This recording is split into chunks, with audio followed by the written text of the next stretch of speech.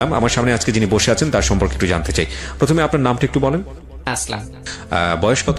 বয়স 33 হবে। 33 বছর বয়স। ঠিক আছে, শুরু করুন আপনি যেখান থেকে আপনি বলতে চান। আপনার শৈশব থেকে আমরা জানতে চাইবো ধারাবাহিকভাবে। এখানে আমার একটা ট্র্যাজেডি আছে। ছোটবেলা আমার যখন জন্ম হয়েছে, আমার জন্মের 5 দিনের মাথায় আমার খালামণি মারা গেছে আমার জন্যই। আপনার জন্য? জি, এটা হয়েছে আমার আম্মু যখন আগের দিন রাত্রে পেইন হয়েছে। জি। তো সারা রাত এভাবে থাকা অবস্থায় আমাদের নানুদের বাসায় পরে মানসিক মেডিকেল আস্তে আস্তে আপনার 11টার দিকে আনা হয়েছে। জি। যেখানে 5-7 মিনিটের জায়গা আর কি, এখানে 1 ঘন্টা সময় লাগছে ফেরিয়ে আসতে আর কি। ওকে। তো আনার পরে এখানে এমন একটা অবস্থা, এমন একটা সিচুয়েশন হয়েছে, আমার আব্বু আসে নাই। আব্বু না আসাতে আমার নানু আসছে আমার মামুনির সাথে। তারপর এখানে আব্বুর একটা সাইন লাগে বা আব্বুর এখানে দায়িত্ব আছে, এটা কোনোটাই আব্বু আইসা মানে পালন করতে চাইলো না বা আসলো না, হয়তো টাকা পয়সার সমস্যা এই জন্য। আপনার মার ক্ষেত্রে এরকম ঘটনা, মানে আপনি কি প্রথম সন্তান? জি। আচ্ছা, বাবা কি করতো? আব্বু তখন কিছুই করতো না। এটা হয়েছে কি, আমার আব্বু একটু বাজে নেশা ছিল। এমনি হলো সব ঠিক আছে, খুবই ভালো মানুষ সবার কাছে, কিন্তু একটা নেশা ছিল, এটা জুয়া খেলতো। ওকে ওকে, ঠিক আছে। একেবারে শেষ আমরা, এমন অবস্থা। তারপর এই অবস্থায় আমার এইখানে আমার মামুর কাছে আসলো না। তো আমার নানু আসলো। আমার নানুর 2 কানে 2টা হীরা ছিল, একটা বিক্রি করে তখন এখানে টোটাল মানে কোস্টিং হাসপাতালের খরচটা আর কি পড়ছে। তো এখানে আমার জন্মের সময় দেখেন, আমি এখন এত বড় এত এই অবস্থায় আমার বেশি থাকার কথা না। প্রথমে আমার যখন ডাক্তারে বলছে অনেক টাকার ব্যাপার বলছে, তখন সাথে ছিল অনেক টাকাটা। আচ্ছা। নানু এমনিতে আসছিল। তো যখন ডাক্তার বলতেছে যে সিজার করলে এত টাকা খরচ হবে, জি, এত টাকা আমার কাছে নাই। তাহলে নরমাল ডেলিভারি? আবার নানুই বলতেছে যেভাবে হোক নর্মাল করতে হবে। আচ্ছা। তারপর ডাক্তার বলতেছে এটা নর্মাল সম্ভব না। ওহো। পরে নানু বলতেছে আমি আমার মেয়েকে চাই, যেহেতু বাচ্চা বা ওর স্বামী আসতেছে না, ওর খোঁজখবর নিতেছে না, খরচ বিষয়ে কোনো চিন্তা করতেছে না, মানে আসতেছে না টোটালি, সেহেতু আমি আমার মেয়েকে চাই। মেয়ে হয়ে থাকলে ছেলে হোক আর মেয়ে হোক সন্তান হবেই, এরকম ভাবে নানু আর কি বললো। এটা পরে আর কি আমি শুনতে পারলাম ওনাদের কাছ থেকেই। তো এই অবস্থায় ডাক্তার পরে দেখলো যে না, এটাই করতে হয়, এখানে টাকা এখন নাই, যেহেতু এটাই করতে হয়, মানে এটাই সাইন করছে আর কি পেপারসে, এটাতেই। পরে ডাক্তাররা চেষ্টা করে কিন্তু আবার নর্মালি আমাকে মানে স্বাভাবিক হয়েছে। যাই হোক, আপনি শেষ পর্যন্ত নর্মালি হয়েছে আর কি। হ্যাঁ। হওয়ার পরে আমাদের সবার যারা আত্মীয় স্বজন আছে, আমি নানুদের মাঝে, নানুদের এবং খালামণিদের মাঝে, মামাদের মাঝেও আমি সবার বড়, মানে নাতিনের ভিতরে কি, নানুদের নাতিন ছেলেদের ভিতরে। তো আবার মেয়েদের ভিতরে আমার যে খালামণি আমার জন্য মারা গেছে, ওর একটা বাচ্চা 1.5 মাসের রাইখা মারা গেছে, আমার 1.5 মাসের বড়। তখন সবার আত্মীয় স্বজন যখন জানা হইলো, তখন সবাই আসলো হাসপাতালে একবার করে দেখার জন্য। দেখে আসলো সবাই, দেখে দেখে চলে গেল। খালামণি মার সাথে থেকে গেল। মা এখানে মনে 2 দিন ছিল। 2 দিন থাকার পর মার সাথে একবার নানু বাড়ি চলে গেছে। নানু বাড়ি চলে যাওয়াতে যেদিন এই যে আপনার যে গ্রামের বাসায় বলে হাট্টারা বলে, জি, এই অনুষ্ঠানটা যেদিন করবো এর আগের দিন আমার খালামণি চলে আসছে যে খালুকে নিয়ে পরে আসবো আর কি অনুষ্ঠানে। আচ্ছা। তো অনুষ্ঠানের কাজ মোটামুটি রাত্রে থেকে শুরু হয়েছে, সকালে কাজটা মোটামুটি ফাইনাল হবে।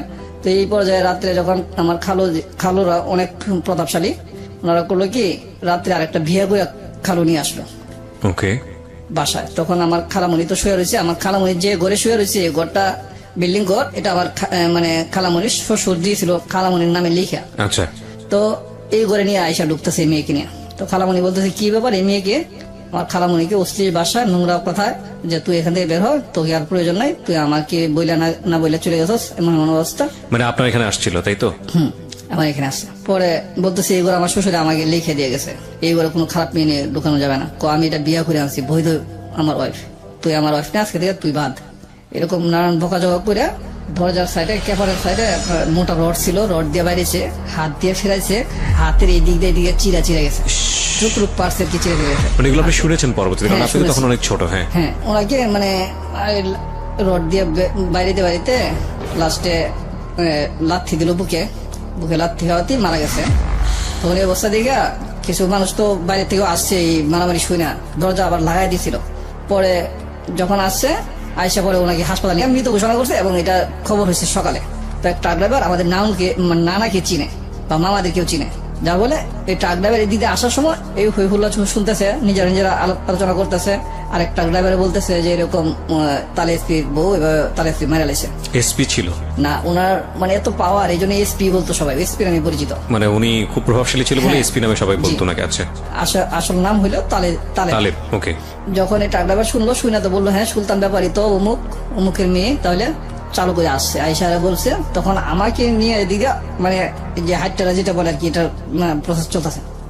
আমার আম্মু বললো আমার মামার যে কোটাটা, এই কোটাতে আমার শুয়ে রেখা ওই টুকটাক কাজ আম্মু করতেছে। তা আমি যে এখানে শুয়ে আছি, যখন এই ঘটনা শোনার পরে আমি আছি কি নাই, কারো কোনো মানে হুঁশ নাই। হুঁশ নাই, মানে জ্ঞান নাই। সবাই এক চিল্লি এক দৌড়, বাসার গেট তালা মারা। আমি যে রয়েছি বাসা, এটা কিন্তু কারো খবর নাই। একবার মৃত্যু রাতে কিন্তু আমি বেঁচে গেলাম আপনার জন্মের সময়। আবার এখানে দেখেন 24 ঘন্টা আমি কিন্তু উপোস, এই শিশু বাচ্চা 5 দিনের। আচ্ছা, আমার খোঁজ খবর কেউ নাই। মানে এই 24 ঘন্টা আপনি তালাবদ্ধ অবস্থায় হ্যাঁ, ছিলেন? তালাবদ্ধ অবস্থা। মানে আমার কেউ অজ্ঞান হইতেছে, কেউ লাশের কাছে হইতেছে, মানে লাশ তো আনতে দিতেছে না, এখানে মামলা, অনেক ঝামেলা। যার আচ্ছা। ফলে টোটাল 24 ঘন্টা চলে গেছে। আম্মু বললো যে 24টা ঘন্টা চলে গেছে। আগের দিন সকালে গেছি, পরের দিন সকালে আমরা আইসা পরে পাইছি তাও খাটের নিচে। Very strange. ওকে। পরে এই অবস্থা, আমার খালামণিকে তো হারাইলাম এখানে। তারপর আমার আস্তে আস্তে বড় হইতে লাগলাম। আমাকে নানু এইসব বললো। নানুই প্রথম আমাকে বলছে একদিন, যেদিন আমি এর আগে জানতাম না, যখন আমি তখন ছোট, হঠাৎ করে নানু বলতেছে, আমি দুষ্টামি করতাম খুব প্রচুর। আমি আমার ছেলেটার মতো কিন্তু আমি দুষ্টামি করতাম। প্রথম বলার পরে আমি আম্মুর কাছে জিজ্ঞেস করলাম, আম্মু বললো। পরে আমার খালামণির কবরে তখনই প্রথম ছোটবেলা আমি যাই, জিয়ারত করি এবং আমি খালামণির জন্য কান্নাকাটি করি। প্রথম জানার পরে আমি মনে মনে একটা প্রতিজ্ঞা নিয়ে আমাকে ভবিষ্যৎ কিছু একটা করতে হবে। এই পরিক্রমা এদিকে করলো কি, আব্বু নিয়মিত জমি বিক্রি করতেছে। এই জুয়া খেলতে গিয়ে? হ্যাঁ, জুয়া খেলতে গেছে আর জমি বিক্রি করতেছে।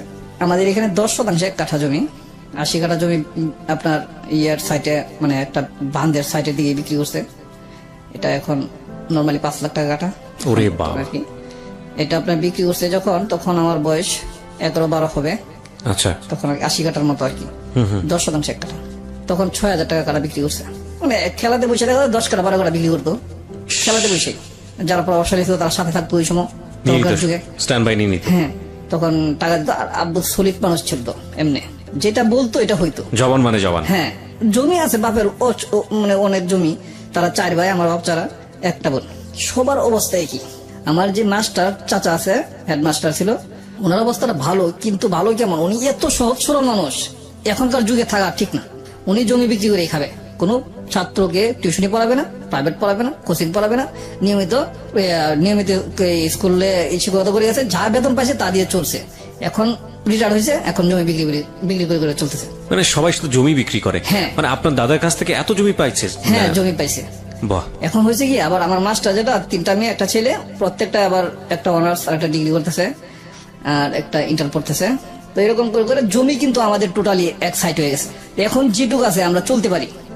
এখন এই পরিবেশে আমি হইলাম কি, যখন দেখতেছি জমি বিক্রি করতেছে, আমার পড়াশোনাটা চাপটা বা হয়ে গেছে, মানে ডিল হয়ে গেছে। পড়াশোনার দিকে আর মন ঢুকতেছে না। আম্মার কষ্ট, আম্মাকে মারে, দান দুন যাই হয় সব বিক্রি করে বস্তা করে, আম্মু না করে আম্মুকে মারে। এই বস্তা করে মানে সংসারে এত একটা অশান্তি, মানে ঝগড়াই, সবসময় নিয়মিত ঝগড়া। এই বস্তা দিকে আমি একদিন করলাম কি, ছোট তখন ক্লাস 7-এ পড়ি, তখন আমার মামার সাথে আমি ঢাকা চলে আসি। আচ্ছা। উনি ঢাকাতে একটা দোকান করে, ওনার সাথে থাকার জন্য মানে যাই দেয় আমাকে, আমার মা অন্তত চলতে পারবো, এভাবে নানু বলে আমাকে দিয়ে দিছে। পরে এখানে কয়েক মাস ছিলাম, রোজার মাস ছিল তখন, রোজার মাস ছিলাম। রোজার পরে ঈদে যে গেছি, পরে আবার যা স্কুলে ভর্তি হয়েছি, আবার পড়লাম 2 বছর। এরপরে কিন্তু আর পড়ি নাই, লাস্ট যা মেট্রিক পরীক্ষা দিয়েছি শুধু ভর্তি হয়ে। এরপরে আসছি আপনার আইসা প্লাস্টিক কারখানায় ঢুকছি। এখানে বেতনটা ভালো, টাকা পয়সার এমন ভালো যে সংসার চালাইতে পারবো। এই অবস্থা করে আমি টাকা কামাই করি। তখন থেকেই আমি যেখানে ছিলাম, ইসলামবাগ কামালবাগ, ওইখানে 20,000 টাকা শতাংশ জমি আমি তখন পাইছি। আচ্ছা, ইসলামবাগ কামালবাগে? জি। ওরে বাবা।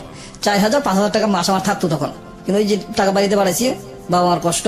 বাবা এমনি খুব ভালো ছিল, জয়া খেলতো ঠিক আছে, কিন্তু আমি মানে এতটুকু কঠোর হইতে পারি না যে বাবাকে না দিয়ে থাকতে পারি না। ঝাঁকা মাসে তাই দিয়ে দিছি। তো ওইদিকে আমি কিছুই করতে পারলাম না। লাস্ট বাড়িতে যাই, এই অবস্থা, ঝগড়াঝাটি। পরে যখন এখানে থাকতেছি প্লাস্টিক কোম্পানিতে, থাকতে এক সময় ওনাদের তো যা দিতে আসি। যখন যাই বাড়িতে এত ঝগড়া, এইগুলি ঝগড়া শুনতে মানে মাথা যেন আমার কাজ করে না। আমি চাই একটু শান্তি।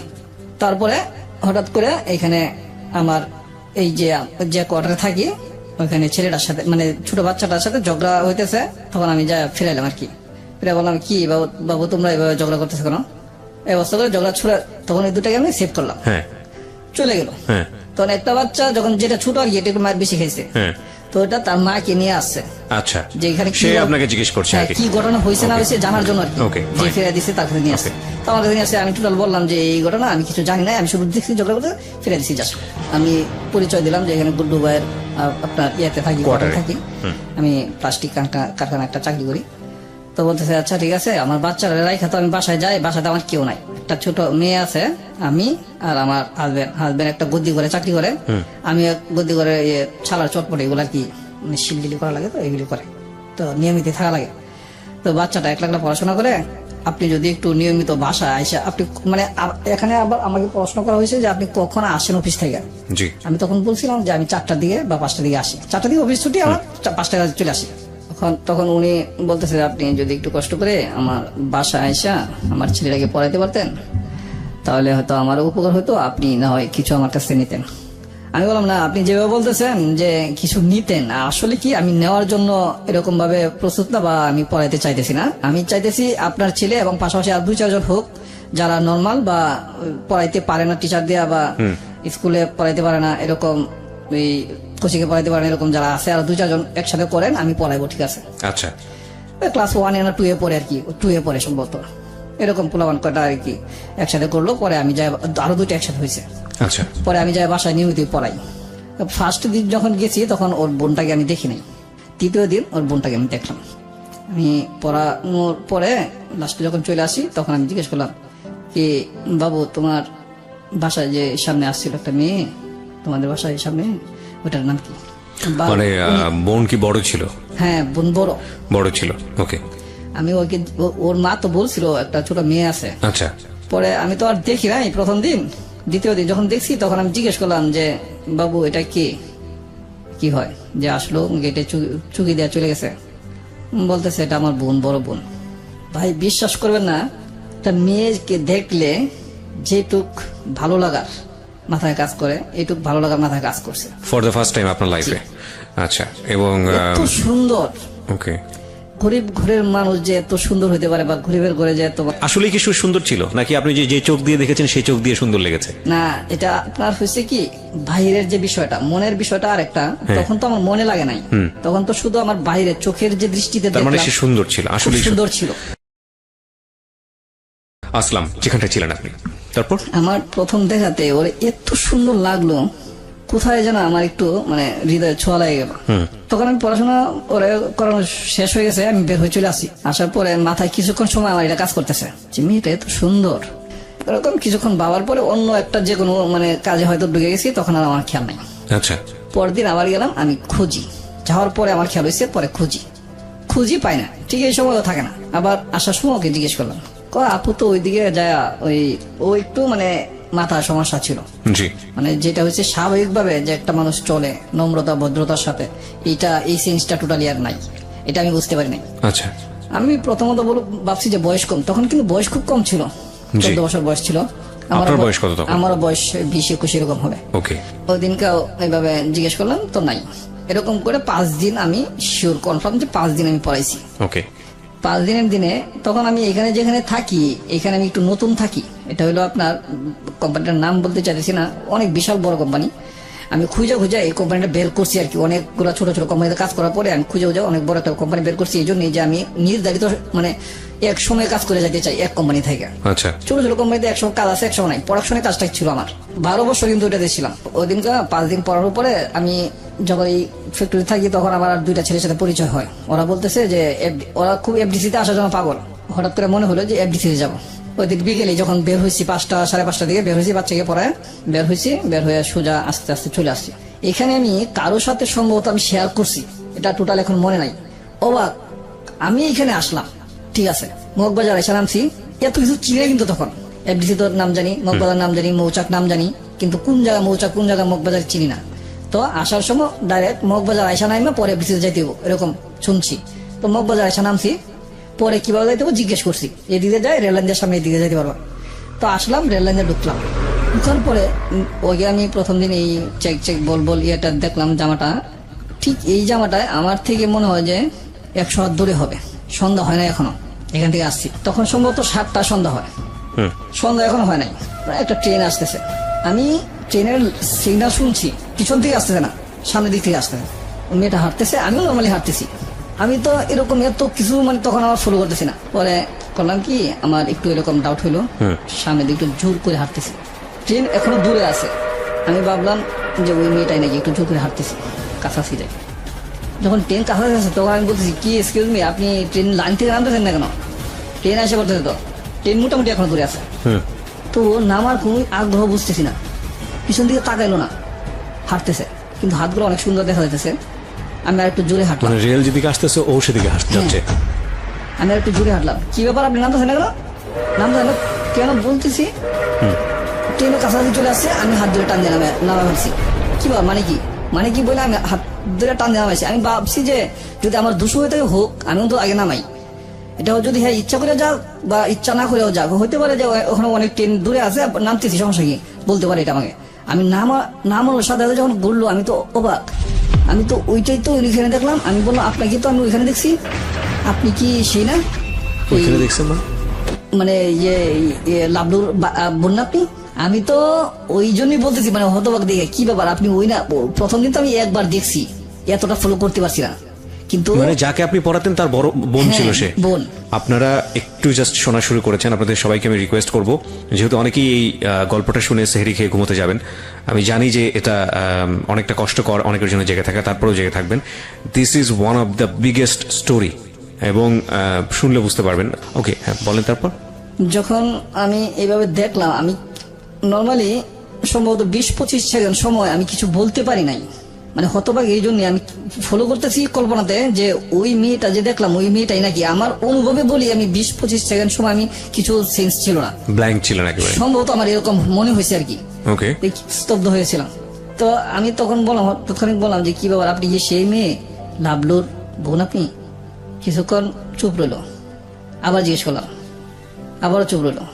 থার্ড বার যখন জিজ্ঞেস করলাম তখন বলছে, হ্যাঁ আপনি এখানে আমার টান দিয়ে বাঁচাইলেন কেন? ভাসালেন কেন মানে আপনি কি আত্মহত্যা করতে চাইছিলেন আসলেই? কহ জি। মানে আত্মহত্যা করবেন মানে সমস্যা কি? আর আপনি আজকে আমি এখানে আসলাম, হঠাৎ করে আপনি আমার সামনে আত্মহত্যা করতেছেন, এটা আবার কেমন কথা? এরকম অনেক ধরনের কথাবার্তা এখানে হয়েছে। আমি সবচেয়ে অবাক আর সবচেয়ে মনোমত যে আপনি কেন আত্মহত্যা করবেন এবং আমার কাছাকাছি এবং আমার সামনে কেন? এই জিনিসটা, এই বিষয়টা আমার খুব হতবাক করছে আমাকে। তো পরে উনি বলতেছে যে আমি তো একজনের সাথে রিলেশনশিপ করছি, ওর ছেলেটার নাম জাফর। তো আমাকে মানে ধোঁকা দিছে।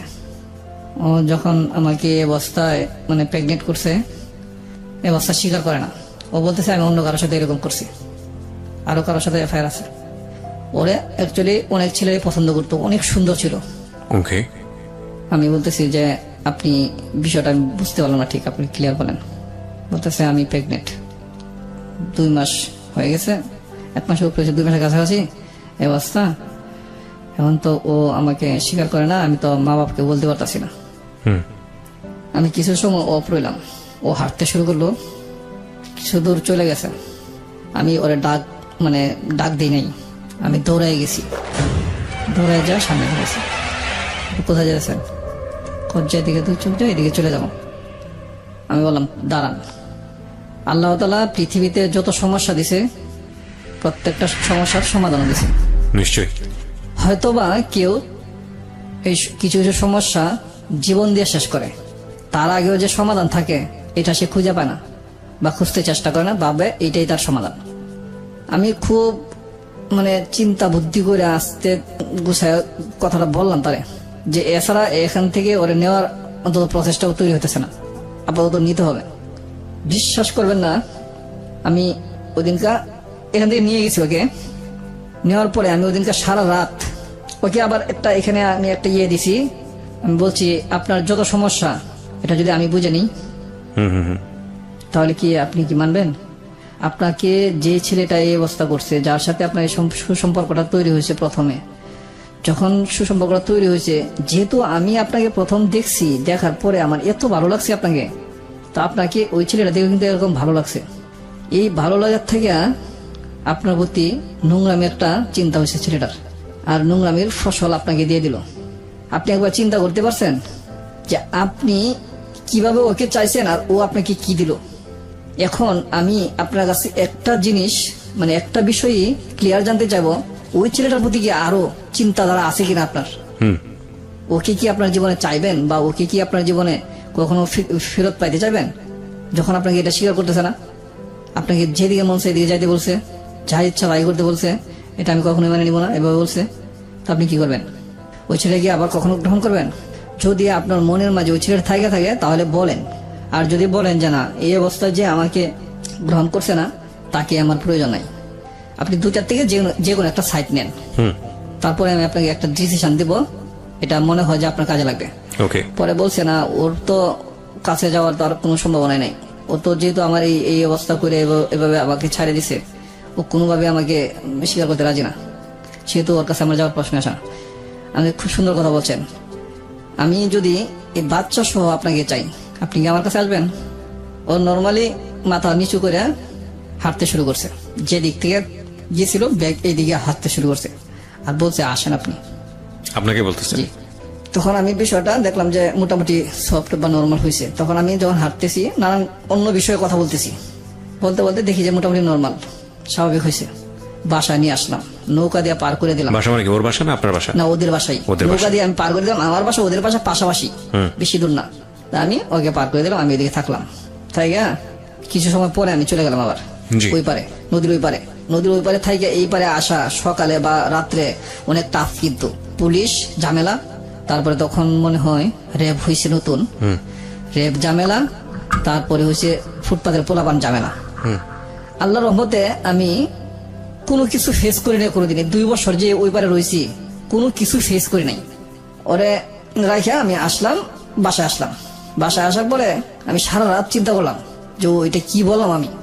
আমার মা বাবা আছে, তারপরে আমার পরিজন আছে, আমার চাচা চাচারা আছে, অনেকে ঢাকা আসার সময় আমাকে বলছে দেখো আবার ঢাকার মেয়েদেরকে ধরে নিয়ে আইসো না। এই কথাটা মাথায় আমার কাজ করতেছে। তখন কি করলাম, এরকম একটা কথা দিলাম, আচ্ছা ঠিক আছে, আবার তো মেয়েটা বাইছে আসছে, দেখি পরে প্ল্যানে কি করা যায়। পরের দিন যখন পড়াইতে যাই নাই, আমি আমার অফিসেও যাইনি, তারপরের দিন সকালবেলা ওর মা এসে হাজির। কি মাস্টার সাহেব, আপনার কি কোনো সমস্যা, অসুখ টুসুখ হয়েছে নাকি? আপনার বাসায়? হ্যাঁ, আমার কোয়ার্টারে ওই ছোট বাচ্চাটাই নিয়ে আসে। পরে আমি বলছি না, অসুস্থ না, এমনিতেই মনটা একটু খারাপ, এই জন্যই। কালকে গেলেন না? বাবু বলতেছে স্যার আসা নাই, আজকে পড়ি নাই, তো আজকে তো যাবেন? আচ্ছা ঠিক আছে, আজকে যাবো। চলে আসলো খালামণি, খালা ডাকতাম। পরে আসার সময় আবার ডাক দিলাম আমি, খালামণি একটু কথা ছিল আপনার সাথে। পরে ভাবছি টাকা পয়সার বিষয় নাকি, কিছু জিগামু, বেতন টেতন এইসব কপরে বলেন। আসছি না, যখন আসছে তখন আমি বলতেছি না ঠিক আছে আপনি চলে যান। পরে বলতেছেন না আপনি বলেন, টাকা পয়সার বিষয় কিছু বলবেন, আপনি যা চাবেন তাই দিব। আমি বলছি খালামণি আমি এটার কথা বলতেছি, আমি অন্য একটা বিষয় আপনার সাথে আলোচনা করবো, এটা আমার ব্যক্তিগত বিষয়, এটা আপনার সাথে আমি পরে এক সময় আলোচনা করবো। কত এখনই বলেন, এখন তো আমার সময় আছে, আর পরে যাবো কাজে। আসছি না এখন না, আমি একটু মানসিকভাবে প্রস্তুত হয়ে নেই, পরে আপনাকে বলবো। পরে ঠিক পরের দিন পরের দিন সকালে আবার উনি নিজে আসলেন আমার এখানে। আসলে জিজ্ঞাসা করতেছে যে কি বাবা বলবা, তুমি জানি কি বলতে চাইছিলা? সে খালামণি আপনি একটা কথা বললে, কথাটা কিভাবে নিবেন? খারাপ মনে করবেন নাকি নিজের ছেলে হিসেবে দেখা এটা বোঝার চেষ্টা করবেন? কি কইতে চাইতেছো তুমি? ওনাদের বাসাটা একটু মানে আর কি পুরান ঢাকায়।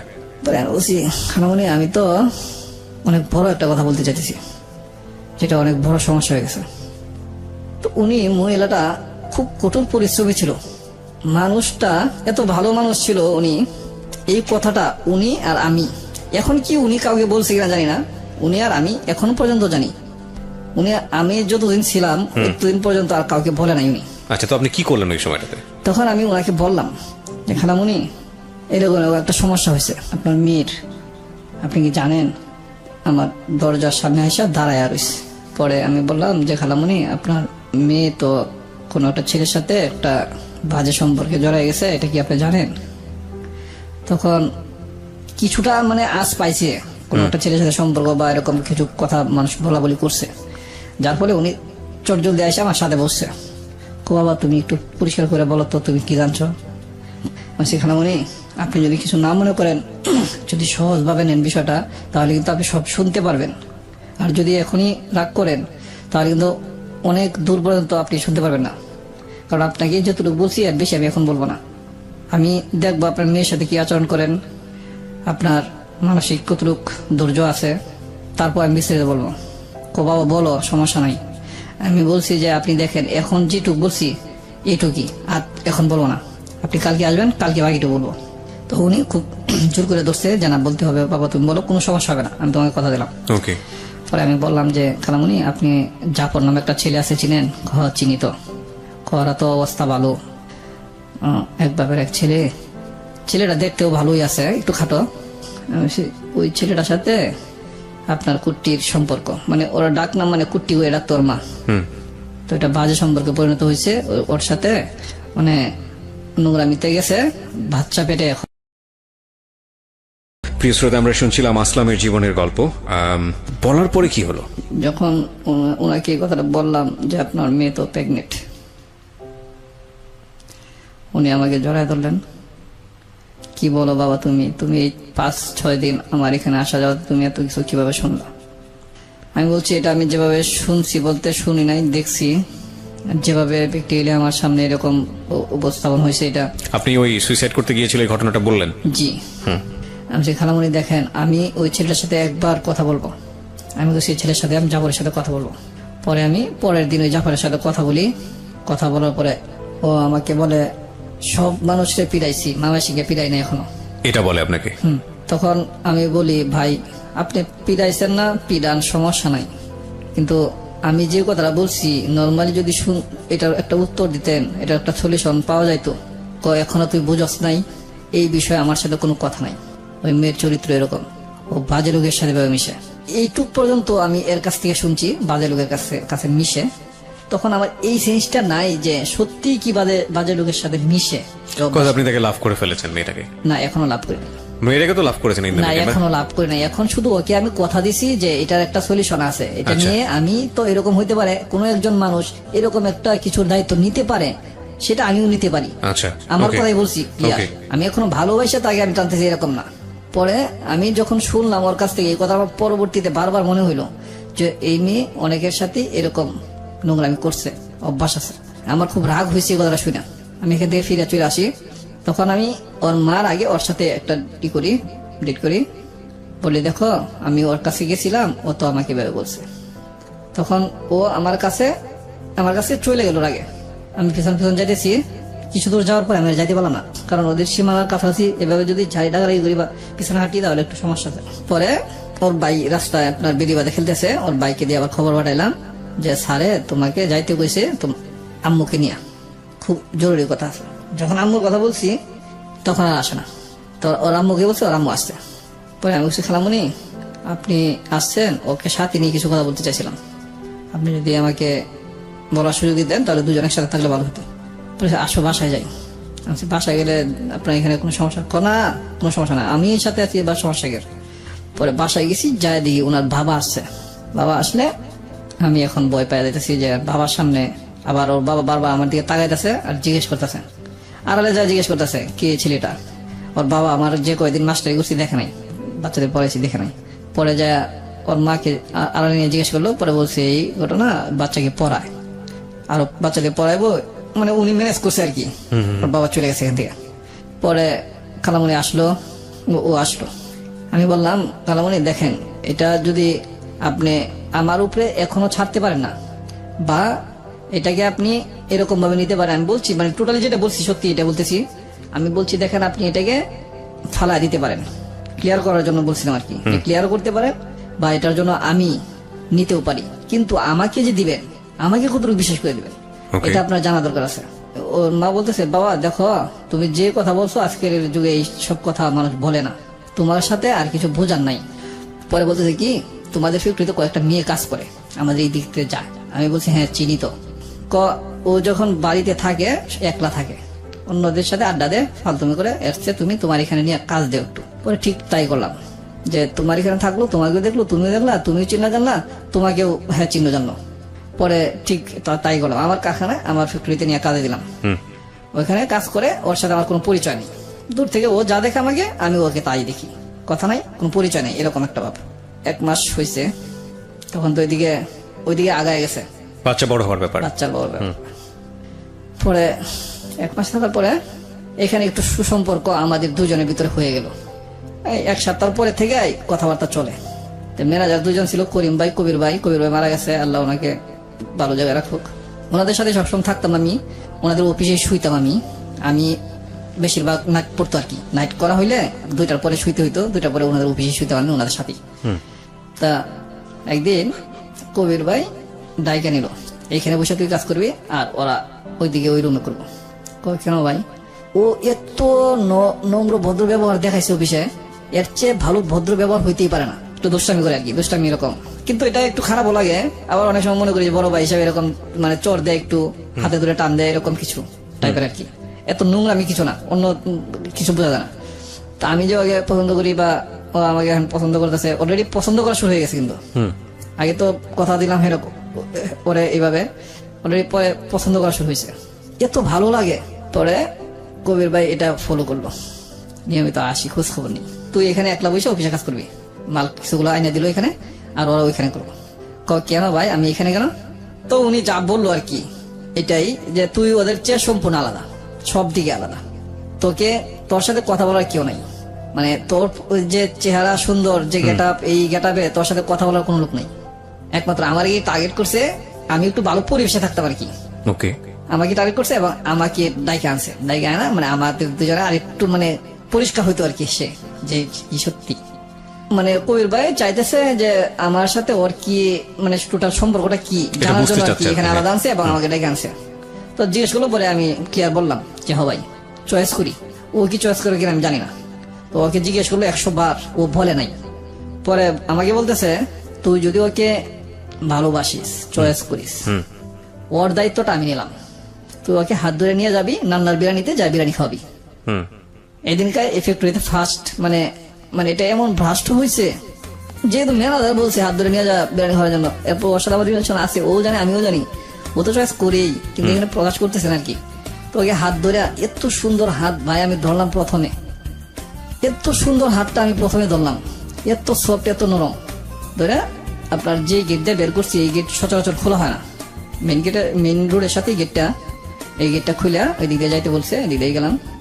তো আমরা অনেকদিন ধরে কাজ করি তো এখানে, আমরা সিনিয়র হয়ে গেছি, এদিক গেলাম, কবির ভাই বলছে যে এই দিক দিয়ে যা, ওই দিক দিয়ে ঘুরলে অনেকটা ঘুরে যাওয়া, যায় নানা বিরিয়ানিতে বসলাম, 2টা বিরিয়ানি নিলাম, আমারটা আমি নিলাম, ওরটা ওর দিলাম। ও আমার এখান থেকে যে কতটুকু ওর মুখে দিছি এটুকুই খাইলো, যেহেতু এভাবে দেওয়া নেওয়া হইতেছে, সেটাকে একটু প্রেমের দিকেই যাইতেছে, এটাই তো বোঝা যাবে। আমি টোটালি তখন আমার অন্তর থেকে ওরকে ভালোবাসতে শুরু করছি, ওর আকর্ষণ, ওর সৌন্দর্য দিকে আমার আকর্ষণ মানে লেগে গেছে আর কি, আমার যেটা সত্যি এটাই। ওকে আমি এখন চাইতেছি যে কোনো মুহূর্তে ওকে আমি খুব কাছে পাই, আমার এমন মনে হইতেছে। কিন্তু তারপরে আমি সময় নিতেছি মা বাবার দিকে মানে ফলো করে। পরে ওইখানে বিরিয়ানি ও খাইলই না ওরটার থেকে, আমারটা থেকে ওরা একটু খাওয়ালাম, আর বাকি কিছু আমি খেলাম, তারপরে আমারটাও রয়েছে। আসার পরে যখন ফ্যাক্টরিতে সবাই জানাজানি হয়েছে, এখন মোটামুটি সবাই জানে। কবির ভাই আমাকে বলতেছে, আমি এটা মানে ব্রাস্ট করলাম এই জন্যই যাতে অন্য কেউ ডিস্টার্ব না করে, তুই চয়েস করস তোর মানুষটাকে যাতে অন্য কেউ ডিস্টার্ব না করে। অন্য কেউ হয়তো চাইবো, আরো যারা মেয়েরা আছে অনেকে ডিস্টার্ব করে, অনেকেই মানে আপনার প্রপোজ করে হয়তো, বা কেউ সারা দিচ্ছে কেউ দিচ্ছে না এরকম। আবার কবির ভাই বলতেছে, তোরটাকে কেউ সারা দেওয়ার মতো বা তোরটাকে কেউ প্রপোজ করার মতো সাহস তোর আছে আমার বোঝা যাইতেছে না, কারণ যে মানে সুন্দর জিনিস বা এরকম ভাবে বলতেছে আমি মানে বাংলা ভাষায় যেটা আগে বলে। পরে ওইখান থেকে বিরিয়ানি খাওয়ার পরে ওইদিনকে আসলাম, আইসা সবাই জানলো ওই বিষয়টা। জানার পরে আমি কোয়ার্টারে যাই, নিয়মিত আসি। পরে ওইদিকে আমাকে পোলাপান কয়টা আটকাইলো, ওই দিকের ছেলেরা কি আটকায় বলতেছে, মানে জাফরের সাইড না, এটা হচ্ছে অন্য ছেলেরাও ওকে চয়েস করতো আর কি। ওই ছেলের সাইডে কয়েকটা ছেলে আটকায় বলতেছে, কিরে তুই কি এখানে থাকবি নাকি হারা যাবি আপনাকে? জি। তখন আমি ওনাদেরকে খুব সলভ ভাষায় খুব সুন্দর করে বললাম, দেখেন ভাই আপনারা যে বিষয়ে বলতেছেন আমি বুঝতে পারছি, বিষয়টা এমন একটা কঠিন পর্যায়ে দাঁড়াইছে, এই অবস্থাটা থেকে উত্তীর্ণ হওয়ার মতো কোনো পথ আমি খুঁজে পেতেছি না। আপনারা যদি একটা পথ দেখান তাহলে আমি সেই পথে হাঁটবো, একটা পথ দেখায় দেন। ওই জাফরে যেভাবে কথাটা বলছিল আমার বাসায় তুই বুঝিস না, ওই পোলাপান গুলো একই অবস্থা। মানে প্রতি উত্তরে যে কি তুই তো করে যেটা- উত্তর উত্তর অনুযায়ী কি আনসার করতে হবে ওইটা না, তাদের যেটা কথা সেটাই। সেটাই। তোকে কি প্রথম বলছি বুঝস নাই, ঠিকঠাক থাকবি নাকি হারা যাবি মাঝখান থেকে, একই কথা। আমি বললাম ঠিক আছে, আমি মনে মনে বুঝতে পারলাম আর কি যে ওদের মাথা ঠিক নাই। তো আমি এই জন্যই বললাম মনে মনে যে আচ্ছা ঠিক আছে, ওদের কাছ থেকে আগে সেফ হই, পরে আমি চিন্তা করি অন্য কিছু। তো ওদের কাছ থেকে আমি চলে গেলাম, আমি বললাম ঠিক আছে ভাই, আমি এখন থেকে আপনাদের কাছে চলে গেলাম, আপনারা আমাকে দেখবেন না এখানে। এই কথা বলে আমি চলে গেলাম আমার অফিসে, ওইখানেই থাকি। পরে থাকি, ও তো নিয়মিত যাইতে আছে, ও যে কোথায় যায় কাজ করতে এটা কিন্তু আবার ও যাওয়া জানতো না, আমাদের অফিসে যে আসতেছে। পরে নিয়মিত আসতেছে, আমি শুই, যে গেট দিয়া ঢুকে ওরা, গেট দিয়া ঢোকার পরে একটা গল্লি আছে, গল্লির মাথায় একটা রুম আছে, রুমের দরজা এদিক দিয়ে আবার, এই দরজা সোজা আমি শুই, ফ্লোরের মাঝে শুই, কিন্তু সবাই সব শ্রমিকরাই সব ওয়ার্কাররা ওকে। ফ্লোরের মাঝে শুই। আমার আবার একটা সিঙ্গেল তোষকের বিছানা ছিল, ওইটা আমি বিছাই এখানে দরজা সোজা শুই। তো এখানে এদিক দিয়ে প্রতিদিন যাওয়া আসা যখন করে তখন দরজাটা আমি খুলে রাখি শোয়ার সময় আর কি, আমি তখন নাইট করি। জি। তো এমনি ওর সাথে বলা থাকে আগে যে আমি এই দিক দিয়ে শুয়েছি, আগে থেকে বলা ছিল, যদি তুমি কথা বলতে চাও বা কিছু বলার থাকে তুমি এই দিক দিয়ে এসে বলে যাও, আমি নাইট করতেছি তো তোমার সাথে দেখা করতে পারবো না, দিনে কথা বলতে পারবো না, শুয়ে থাকবো তোমার। তো ও সকাল যখন 8টা বাজে আসে, একটু ফার্স্ট টাইম চলে আসে একলা করিয়া, অন্য মেয়েদের সাথে আর আসে না। আইসা এখানে মানে প্রথমে একটু দুষ্টামি করে, মানে গেট টান দিয়ে খোলা থাকে তো, গেট টান দিয়ে একটু নাকে ধরে বা এরকম দুষ্টামি, এরকম টাইপের দুষ্টামি করে পরে ডাক দেয়, ডাকে আমাকে, পরে কিছুক্ষণ কথা বলি। তো এইভাবে কিছুক্ষণ কথা বলি, ও ডিউটিতে চলে যায়, আমি আবার শুয়ে ঘুমাই। তো আমার আবার বিকেল 4টা থেকে ডিউটি, বিকেল 4টা থেকে রাত্রে 4টা পর্যন্ত এইভাবে শিফটিং করা হয়েছে। তা আমি বিকেল 4টা ধরি ঠিক আছে, কিন্তু ছাড়ে দিই 12টা 1টা বা 2টা বাজে, 2টা বাজে আপনার টিফিন করে আর শুয়ে পড়ি, এমনি গল্প টল্প করি বা ফোনে কথা বলি, ফোনেও আবার কথা হয় তখন। আচ্ছা। আমাদের ম্যানেজার ভাইয়ের ফোন ছিল, আর ওদের বাসায় একজনের ফোন ছিল ভাবির, ওই ভাবির না তো ভাইয়ের, মানে ভাবির কাছে হেল্প নিয়ে ভাইয়ের কাছে দিত, ভাইয়ের কাছে নিয়ে দিত। তো আমি কবির ভাইয়ের ফোন দিয়ে কথা বলতাম, কবিরের ফোনটা আমি কথা বলতে ডিস্টার্ব করে ফেলেছি, তো ওর ফোন দিয়ে কথা বলি রাত্রে 12টার পরে বা 1টার দিকে কথা বলি। এভাবে বলতে বলতে তা 1 মাস কয়েকদিন 4-5 দিন চলে গেছে। এখন ওখান থেকে এভাবে কথা বলতে বলতে 1 মাস 7-8 দিন হয়েছে। তো একদিন ওকে নিয়ে বের হইলাম ঘুরতে, ঘুরে ঘুরে আসার পরে সন্ধ্যার দিকে ওর মার সাথে মিরপুর হাসপাতালে দেখা, ওকে যায় আগায় দিয়ে আসবো, মানে নদীর এই পার থেকে নৌকাতে উঠায় দিয়ে আসবো, এই দিকটা যাইতে হয় আর কি, মিরপুর হাসপাতালের ভিতর দিয়ে যাই। পরে ওর মা এখানে দাঁড়ানো, জিজ্ঞেস করলাম কি হয়েছে খালামণি এখানে আপনি? ওর আব্বুর অবস্থা তো ভালো না, ওরা তো হাসপাতালে ভর্তি করছে না। আগে একবার মাদ্রাজে নিয়ে গেছিলাম, ওদের জমি ছিল এখানে, আপনার বাবুবাজার জমি ছিল 4-5 শতাংশের মতো, ওটা বিক্রি করে মাদ্রাজে নিয়ে চিকিৎসা করছে ওর বাবার অবস্থা ভালো, কিন্তু এই যে আমি যে খালামণি ডাকতেছি উনি কিন্তু দ্বিতীয় সংসারের মহিলা, আর এই মেয়েটা আর 2টা বাচ্চা দ্বিতীয় সংসারে, এগুলা ওর আব্বুর অবস্থা কিন্তু ভালো ছিল আগে। আচ্ছা। পরে যখন এখানে ওর মা দাঁড়ানো, তখন মাকে জিজ্ঞেস করলাম কি হয়েছে খালামণি, বলতেছে যে ওর আব্বুকে নিয়ে হাসপাতালে আসলাম, আগে তো একবার মাদ্রাজে নিয়ে গেছি তুমি তো জানো নাই, ওখানে চিকিৎসা করে আনছি, এখন তো আবার ধরা পড়ছে একটু সমস্যা, মানে শরীরের সমস্যা বোঝা দিতেছে, হাসপাতালে ভর্তি করলাম, হাসপাতালে রিপোর্ট করতেছে, পরীক্ষা নিরীক্ষা করতেছে। আচ্ছা ঠিক আছে। তো হাসপাতালে ঢুকলাম, ঢোকার পরে যাই দেখলাম বেডে শুয়ে রয়েছে, পরীক্ষা নিরীক্ষা গুলো দিছে এবং ভর্তি দিছে, ভর্তি থাকতে হবে। এখন বাসায় কেউ যায় না, সব হাসপাতালে সারাদিন কাজ করে যার যার মতো হাসপাতালে চলে আসে। খালামণি ওই দিক দিয়ে পাক করে নিয়ে আসে বলে হাসপাতালে, ওই মেয়েও খাই গেলে, আঙ্কেলও খাই এখানে, আর আমি তো খাই আসি, আবার অনেক সময় ওদের সাথে খাইতে হয়, কিন্তু আমি কন্টিনিউ ওইখানেই থাকি, ডিউটির পর ওইখানেই, রাত্রে ওইখানে। ও দেখা যায় কি অনেক বড় বেঞ্চ আছে, বারান্দা 4 তলা না 5 তলা ছিল এটা ফ্লোরটা, আপনার একটা গলির ভিতর আছে, গলির ভিতরে একটা বেঞ্চ আছে লম্বা, ও আমার এখানে শুয়ে থাকতো রাত্রে। তো অনেক সময় আমি শুইতাম, এভাবে দুজনে মিলে শুয়ে ঘুমাইতাম আর কি রাত্রে। খালামণি এটা কিছু মনে করতো না, আমরা যেখানে আছি যে অবস্থায় আছি একবার দেখতেও আসতো না, এভাবে চলতেছে। তো এখান থেকে আপনার 15 দিন হাসপাতাল রয়েছে, থাকার পরে হাসপাতাল থেকে এমন কিছু রিপোর্ট বের হয়েছে যে উনি ক্যান্সার হয়ে গেছে। আরেকটা বিরতি, আমি আরজি কিবরিয়া রয়েছে আপনার সঙ্গে এবং আসলাম রয়েছে আজকে আমাদের সঙ্গে। জি বলুন। তারপর তখন ওনার আব্বার ক্যান্সার ধরা পড়লো, এবং এটা ক্যান্সারটা হয়েছিল আপনার গলার নিচে, এরকম বড় টিউমার হয়েছিল, এটার ভিতরে পচন ধরে এটা দেখে টিউমার ধরা পড়ছে। পরে খুব অল্প সময় আর কি বাঁচবো এরকম, সম্ভবত 21-22 দিনের মতো সময় দিছে। এই ডেটের ভিতরে উনি মানে মারা যাবে। মারা যাবে। আঙ্কেলকে নিয়ে ওরা চিন্তিত, কিন্তু এই সমস্যাটার কথা ডাক্তার আমার সাথেই বলে, আমাকে ডাইকা নিছে। মানে আপনাকে বলে, আপনি এটা জানাননি? আমি জানাই নাই, আমি কন্টিনিউ এখানে থাকি। তো আমার এখানে এসে বলতেছে কে কি হয় না হয়, ডাক্তার বলতেছে একজনে এরকম ভাবে সবার পরিচয় দিল, উনি কি হয়, উনি আমার মেয়ের জামাই আগেই বলছে।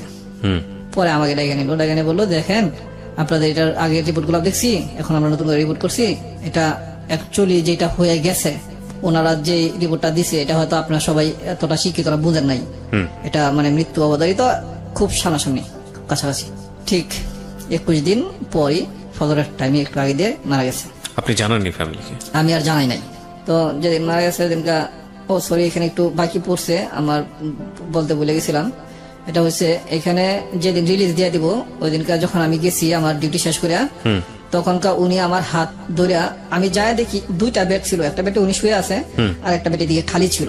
তো উনি যখন শুয়ে আছে তখন কিন্তু কথা বলতে পারে। আবার আমি যখন গেছি তখন আমার আঙ্কেল বলছে বসো, তখন খালামণি এদিক দিয়ে বসে ছিল একটা বেডের, এদিকে একটা বেড খালি ছিল, আর এই বেডে এই সাইডে বসে ছিল আমার মানে ওই শামসুন্নাহার বসে ছিল। তখন আমার খালামণি ওইটা জায়গা দিল বসার জন্য, আমি দাঁড়ায় রয়েছি। আমাকে আঙ্কেল বলতেছে বসো বাবা বসো, তোমাকে আজকে একটা কথা বলবো। আমি বলছি কি বলবেন আঙ্কেল বলেন, আপনি তো প্রত্যেক দিনই কথা বলতেছেন, এখন আবার আজকে একটা কথা কি বলবেন। পরে উনি আমার হাতটা ধরলেন, হাতটা এত ঠান্ডা। পরে বলতেছেন যে দেখো বাবা, তুমি কে, তোমার বাড়ি কোথায়, চিনি না, তুমি আমার জন্য আমার মেয়ের জন্য যা করছো সব আমি শুনছি। তো আমার মেয়েটা ইতিম হয়ে যাইব, তুমি তো যদি মনে করো আমার মেয়েটা ইতিম, আমার ইতিম মেয়েটার জন্য তুমি সর্বোচ্চটুকু ত্যাগ যতটুকু দিতে পারো তুমি বাবা দিবা, যার জন্য কিবরিয়া ভাই আমি এত কষ্ট করছি। যখন এই কথা বলছে আমার চোখেতে পানি এমনিতে টলমল করতেছে। যখন উনি বলছে যে তুমি তো জানো ও এতিম, এই কথা কিন্তু বলছে, মানে আলটিমেটলি আপনি যে জানতেন বিষয়টা সেটা উনি জানতেন। উনি যাই না গেছে আমি কিভাবে, এই জন্যই আমি চোখে পানি পড়তেছে আমার বেশি। উনি কিভাবে বুঝলেন, ডাক্তার কিন্তু ওনার সাথে বলে নাই, কিন্তু ওনার মনেই ডাক দিছে। যেদিনকে রিলিজ দেবো এদিনকা এই ঘটনা, যেদিন রিলিজ দেবো এর আগের দিন এই ঘটনা। তো আমাকে বলতেছে তুমি তো জানো এতিম গেছে নাকি, এতিম এরকম ভাবে বলছে। তখন আমি ওজোরে কাঁদতেছি, কথা বলার সুযোগ পাইতেছি না। আমি বলতেছি কথা, কিন্তু আমি বলছি আপনি এভাবে কেন কথা বলতেছেন।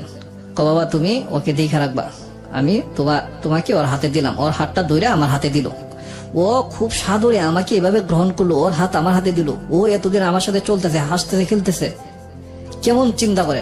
এমন একটা পরিবেশ তৈরি হইলো এখানে।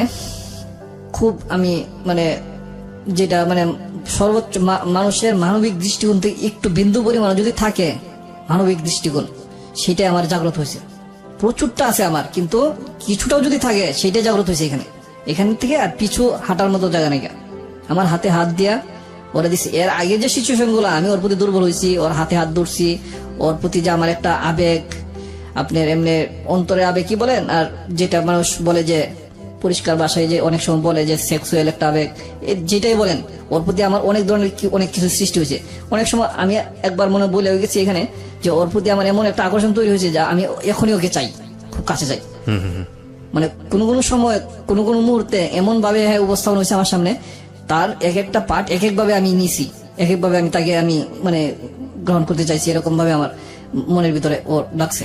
তো ওকে আমি বললাম যে তুমি যদি তোমার বাবা যেভাবে বলছে তুমি যদি এভাবে রাজি থাকো, তোমার বাবার কথা আমি একমত, তোমার বাবার কথা আমি এক বিন্দু পরিমাণও ফালবো না, আমার জীবন দিয়ে হলেও রাখবো, কিন্তু এটা যদি তুমি ঠিক রাখো তাহলে কিন্তু আমি ঠিক রাখবো। আমি আঙ্কেলকে হাত ধরা, আমাদের তিনজনের হাত ধরা, আমি আবার রিপিট করলাম আঙ্কেলকে, আঙ্কেল দেখুন আপনার মেয়ে যদি এটাতে সম্পূর্ণভাবে থাকে, আপনি যেভাবে বলছেন এভাবে যদি ও থাকে, আমি ওকে কখনোই ছাড়বো না মৃত্যু আগ পর্যন্ত। আমি এই কথাটা বারবার বলি, এখনো বলি, সবসময় বলি যে আমি একে এই কথাটা বলছি, মৃত্যুর আগে দিন পর্যন্ত আমি ওকে ছাড়বো না। তো এখান থেকে পরের দিন নিয়ে যাওয়া হলো ওনাকে। আর এই ফাঁকে আমরা প্রতিদিন রাত্রি আমরা মানে দুজনই ছেলে মানুষই ছিলাম। আমার বয়স তো 21 ছিল, ওর বয়স ছিল 14 বছর। ছেলে মানুষই ছিলাম আমরা, অনেক দৌড়াদৌড়ি করতাম কিন্তু হাসপাতালে। বাচ্চা পোলাপান যেভাবে দৌড়াদৌড়ি করে, যেভাবে খেলাধুলা করে, এভাবে কিন্তু দৌড়াদৌড়ি করতাম আমরা। এখন যেটা বুঝি আর কি, এখন এটা বলতে গেলে নিজের কাছে অনেক ছোট লাগে বা মনে খারাপ লাগে যে এরকম কি করছি আমরা। কিন্তু কোনোদিন দুজনের ভিতরে কোনো রকম অনৈতিক বা অন্যরকম নোংরামি টাচ বা অন্যরকম নোংরামি চিন্তাও হয় নাই ওকে কাউকে না, আমিও না ও না, কিন্তু ও তো এই কাজটা করছে, কিন্তু ওইগুলি আমার মনে পড়তো না। পাশাপাশি দেখেন ওইটা কিন্তু বেড়ে উঠছে। হ্যাঁ, খুব স্বাভাবিক। তো জুলাই আগস্ট মাস গেল, সেপ্টেম্বরের 17-18 তারিখে মারা গেছে। ওকে। তো আমি এখন মারা গেছে, এখন ওনাকে যাই খবর দিলাম, এখন একটু যাওয়া হয় না এদিকে, ও আসে, ওকে নিয়ে মানে প্রতিদিনই এখন ঘুরতে বের হই। বাবা মারা যাওয়ার পর দিন থেকেই এদিক সেদিক যাই, যায় বসি, অনেক গল্প করি। গল্পগুলো খুব মানে সংসারী গল্প। তারপরে ওর বাবা মারা গেছে এই ধরনের কিছু গল্প, তার বাবা যেসব কথা বলে গেছে এই ধরনের কিছু গল্প, কিভাবে তোমার বাবার স্বপ্নকে বাস্তবায়ন করা যায়, কিভাবে তোমার বাবা আত্মার শান্তি পাবে, এরকম কথাবার্তা আমি বলতেছি নিয়মিতই। এই 5 দিন চলে গেল এইভাবে। 17, 5, 22, 23 তারিখ যখন আমরা ঘুরতে বেরোইছি, ডিউটি শেষ বিকাল 4টা, তখন আবার মিরপুর হাসপাতালে এদিকে বের হই। মিরপুর হাসপাতালের সামনাসামনি আসছি, ওনার মা আসছে। ওনার মা এসে বলতেছে, বাবা এই পর্যন্ত তো কিছু বলি নাই তোমাকে, আজকে তোমাকে একটা কিছু বলবো। হাসপাতালের সামনে এখানেই খোলামেলা এবং খুব নিরিবিলি, মানুষজন নাই, এই সাইডটা গাছপালা ভরা, এদিকে মানুষজন কম আসে। পরে বলতেছে, তোমাকে আজকে কিছু বলবো। কি বলবেন খালামণি? বলতেছে, আজকে ওরে তোমার হাতে তুলে দিলাম, তুমি ওকে নিয়ে যেদিকে যাইতে পারো, তোমার খুশি, তুমি ওকে রাখো, মারো আর বাঁচাও, যাই করো। আমি কিছুক্ষণ গভীরভাবে চিন্তা করলাম। এই দিয়ে কিন্তু আমার মা বাবা বা আমার আপনজন কেউ কিছু জানে না। কিন্তু কিছু জানেও না, এবং আমি ভুলেও গেছি মোটামুটি। প্রায় এই 1-1.5 মাস 2 মাস এই সময়টা আমি কিন্তু কোনো খোঁজ খবর নাই। খোঁজ খবর নাই, টাকাও পাঠাইনি। হুম। তো ওই সময় আমার বাড়ির অবস্থাটা তেমন একটা খারাপ না, এখন এই সময়টা একটু ভালো ছিল। আচ্ছা।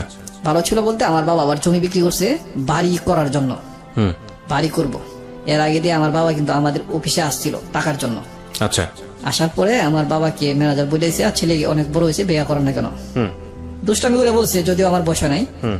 ওই বিষয়টা মাথায় রেখে সম্ভবত আব্বু জমি বিক্রি করছে, জমি বিক্রি করে ঘর ওঠানোর জন্য প্ল্যান করছে। হুম। তো এই ফাঁকে আমি ঢাকাতে যখন এই অবস্থা, আমাকে বলতেছে যে তুমি যাই করো, তোমার সিদ্ধান্ত, তুমি ওকে যেখানে নিয়ে যাও, বাঁচাও আর মারো। তো আমি কিছুক্ষণ স্তব্ধ থেকে নীরবে থেকে আমি বললাম, আন্টি দেখেন, এটা আসলে এরকম হয় না, এটার একটা মানে ডকুমেন্ট বা একটা থাকতে হবে, ইস্যু থাকতে হবে, ক্লিয়ার থাকতে হবে, আর নাহলে এটা খারাপ দেখা যায় সমাজের মাঝে, এটা খুব খারাপ দেখা যায়, আপনি এটা আমাকে ডকুমেন্টস করে দেন। পরে উনি বলছে, তোমার ইচ্ছা, তুমি যেভাবে করো আর কি। পরে আমি বললাম যে আপনি কালামণি আর 2 জন লোক নিয়ে আসেন, যেহেতু আমি শুনছি জানছি মানুষের কাছ থেকে বিয়ে করে সাক্ষী লাগে, মেয়ের পক্ষ 2 জন, ছেলে পক্ষ 2 জন। আমি বললাম, কালামণি আপনি যায় আর 2 জন লোক নিয়ে আসেন, আর আমি আমার ফ্যাক্টরি থেকে 2 জন ছেলে নিই, তো সাক্ষীগুলো নিয়ে আমি আজকে বিয়ে করব। 23 তারিখ বৃহস্পতিবার সন্ধ্যা 7টা। তো এই ফাঁকে আবার ওদেরকে, আমার বন্ধুদের ফোন করলাম, আর খালামণিরা পাঠাইলাম বাড়িতে, বাসায় 2 জন লোক নিয়ে আসার জন্য। আমি আবার ওই ফাঁকে ওকে নিয়ে কিছু মার্কেটিং এ গেলাম। বাবা আজকে যেহেতু বিয়ে করব, সাথে আবার টাকা আছে আমার, বাবা আজকে যেহেতু বিয়ে করব, সেহেতু কিছু অন্তত ওকে দিই। তো ওর জন্য নাকের একটা ফুল কিনি যায়, আর ভালো একটা 3 পিস কিনি। আমার জন্য কিছু কিনি না। একবার আমার মনে হইলো, ও তো আমাকে বললো না তোমার জন্য তো কিছু কিনলা না, একবারই মনে হচ্ছে, জাস্ট, এর বেশি আর মনে হয় নাই। আচ্ছা। এটা নর্মালি আমি নিয়ে নিছি যে অসুবিধা নাই। এই শুরু হলো কিন্তু আমার মনের বেদনা, সাংসারিক বেতন। ওকে। আমি যখন ওকে নিয়ে আসলাম, তখন খালামণি আসছে মিরপুর হাসপাতালে, আর আমার 2 বন্ধু আসে নাই। আবার ফোন দিলাম, ওরা বলতেছে যে এখনো আসে নাই, ওরা যে ঘুরতে গেছিল এখনো আসে নাই। তো আমি ভাবলাম, যেহেতু ওরা 2 জন সাক্ষী নিয়ে আসছে আর 2 জন ছেলেও নিয়ে আসছে, ছোট ছেলে, ওইটা আবার আত্মীয় স্বজনের ভিতরে খুব ভালো ভদ্র ছেলে ওরা। ওকে। পরে ওদেরকে নিয়ে গেলাম, নিয়ে যায় কাজী অফিসে ঢুকলাম। বিয়ের টোটাল কথাবার্তা, আলাপ আলোচনা, লেখালেখি শেষ। এখন কাবিনের টাকা 5 লাখ ওরা বলতেছে। এখন আমি যে ড্রেস টুস কিনলাম, নাকের ফুল কিনলাম, এরপরে এত টাকা আমার কাছে নাই যে কাবিনের টাকা দেন মোহর, যেটা ইটা যেটা পোস্টিংটা যেটা আসে আর কি, এটা দেওয়ার মতো আমার কাছে নাই। ও আচ্ছা, কাবিনের টাকার যে ইয়েটা মানে কাজীকে দেওয়ার জন্য যেটা, হ্যাঁ, এই টাকাটা নাই আমার কাছে। 5 লাখ টাকা দিলেও আমার সমস্যা নাই, আমি বলতেছি। আচ্ছা। যদি এটার যে কোস্টিংটা আসে, এটা যদি আপনারা দিতে পারেন, 5 লাখ না আরো বেশি দেন, সমস্যা নেই আমার। আচ্ছা, এটা আপনি বলতেছেন? আমি বলতেছি। ওদের এখানে আপনার চিকনি নামে একটা মেয়ে আছে, ওই মেয়েটা আপনার একটু বেশি বার্গেনিং করতেছে। ওই বলতেছে, না দিতে হবে, দিতে হবে। আমি ঠিক আছে দেন, আপনার কাছে টাকা থাকলে আপনি দেন, প্রয়োজনে আমি পরে আপনাকে দিয়ে দিব, হাওলাতি দেন, আপনার কাছে টাকা থাকলে দেন। 5 লাখ টাকা কাবিন দেন, এটার যে গোষ্ঠীটা আসে এটা আপনি দেন। ওকে। আমি এটার নেক্সট আপনাকে দিয়ে দিব। এখন আমার সাথে এটা কোস্টিং দেওয়ার মতো টাকা নাই। কাবিন তো 10 কোটি দিলে সমস্যা নাই, যদি এটা কোস্টিং না দেওয়া লাগতো আমার কাছে, আমি এরকম আমার মনে হইতেছে। পরে লাস্টে কত টাকা আছে, এত টাকা আছে, এটা কত দেওয়া যাবো, 1 লাখ টাকায় দেওয়া হলো কাবিন। সরি, এখানে একটু ভুল হয়ে গেছে। যখন ওনারা বলছে 5 লাখ টাকা দিতে হবে ওই মেয়েটা, চিকটি মেয়েটা, আমি বলছি না, 5 লাখ টাকা দেওয়ার মতো এবিলিটি আমার কাছে নাই, এটা কোস্টিং দেওয়ার মতো। তো এখন বিয়ে হবে না, তাহলে চলে যেতে হবে, পরে এক সময় করতে হবে। আচ্ছা ঠিক আছে, তাহলে চলে যাই। এটা বইলা, এই কথা বইলা ওরা চলে যাইতেছে, মানে মেরে নিয়ে টানানি শুরু করছে, যা চল পরে এক সময় হবে। ওটা আবার ওর আপু লাগে, মানে আপন না, যে মহল্লা থাকে বুঝতে মহল্লা পেরেছেন তো ঘটনাটা কি দাঁড়ালো? হ্যাঁ। পরে চলে গেল আর কি, নিচে নামে পড়ছে, দোতলা ছিল কাজে, বেশ নিচে নামে গেছে। তো আমি মনে করলাম ওর আব্বু আমাকে দিয়ে গেছে আমার কাছে, ওর মেয়ে, ওর মা দিয়ে দিল আমার কাছে। কোন জায়গার এক মেয়ে এই কাজের টাকা নিয়ে এই ঝামেলা বাজায় মেয়ে নিয়ে যাইতেছে, মেয়ে দিয়ে আবার একটু কান্না বাপ। নিচে নামে গেছে, পরে আবার আমি নিচে নামলাম, নামে হাত ধরে আবার নিয়ে আসলাম, কোনো কথা নাই, নিয়ে এসে উঠছি উপরে। আমি বলছি কাজে স্যার আপনি করেন, বিয়ে পড়ান, টোটাল কাজ সম্পন্ন করেন, 1 লাখ টাকা আইন দেন। ওই মেয়ে বলতেছে না 5 লাখ টাকা দিতে হবে এনতেন। আমি বলছি, দেখেন আমার শাশুড়ি এখানে উপস্থিত, উনি যা বলবো তাই। শাশুড়ি হঠাৎ করে বলে ফেললো, বাবা তুমি যা করো তাই, তুমি কাবিন দেওয়ার না দেও। আমি বললাম আপনি 1 লাখ টাকা কাবিন লেখেন, আর ওনাদের সাক্ষী সই নেন, আমার সই নেন, আর যা বলার বলেন আপনি। টোটালটা উনি কাজী সাহেব বিয়া পড়াইলেন। বিয়া শেষ, আমি ওখান থেকে ওদেরকে নিয়ে আবার নৌকাতে উঠায় দিয়ে দিলাম ওদের এখানে চলে যাওয়ার জন্য। মানে বউকেও দিয়ে দিলেন? বলুন তারপর। আমি বিয়ে করলাম ওকে, বিয়ে করে ওকে নদীর এই পার থেকে নৌকায় উঠাই দিলাম, ওদের সবাইকে বাসায় যাওয়ার জন্য। ওরা বাসায় চলে গেল। ওরা খুব রিকোয়েস্ট করলো আমাকে যাওয়ার জন্য, এবং ছেলে দুটা ছিল, ওরা বলতেছে যাইতে হবে। আমি বললাম না, ঝামেলা আছে ওইদিকে পোলাবান গুলি এরকম। আমি তখন ওর কনসিভে কয় মাস চলতেছে? কনসিভে 3 মাস সামথিং। ওকে। পরে আমি যখন যাইতে চাই না, ওরা বলতেছে কি ছেলে কি করবো, কোন ছেলে আর কি করবো, আসো তুমি আমার সাথে, তুমি বিয়ে করছো, এখন তুমি বেটার মতো যাবা। আমি বললাম দেখো ভাই, ঝামেলা এরা চলাটা ভালো, ঝামেলা যুক্ত করিয়া এই মামা সিং এর বা অন্য কোনো বইলা গর্ব করে এগুলো কোনোতে লাভ নাই। ঝামেলা হয়ে গেলে তো হয়ে গেল। তাও ওরা নিয়ে যাই, ওর সাথে নিয়ে গেল, এবং নদীর ওই পারে যাইলাম, এই নৌকা দিয়ে আমি আবার রিটার্ন চলে আসলাম, ওদেরকে নামাই দিয়ে আসলাম আর কি। আমি বললাম যাও এখন ভাই, আমি আমার ঘরে চলে যাই, আমি পরে আসতেছি, একটু গুজগাছ করে আসতে হবে, একটু সিস্টেমের ভিতরে আসতে হবে। তো আমি যখন চলে আসলাম এখান থেকে চলে আসার পরে আপনার সেপ্টেম্বরের 30 তারিখ বিয়ে করছি। শুক্রবার দিন আমার এক ভাতিজা খলিল নাম, ও আসছে আম্মুর একটা চিঠি নিয়ে, যেহেতু 2 মাস ধরে বাড়িতে যাই না বা যোগাযোগ করি না, চিঠি নিয়ে আসছে শুক্রবার। আমি শুক্রবার অফ ডে কিন্তু ডিউটি করতেছি, মানসিক একটু চাপও আছে, চিন্তা করলাম কাজে থাকলে মানসিক চাপটা কমে দেবো। পরের দিন আবার যখন ডিউটি করতেছি 9টা-10টার দিকে আমার ভাতিজা আসছে চিঠিটা নিয়ে, বলতে তোমার আম্মু একটা চিঠি দিছে। তখন আমি ডিউটিটা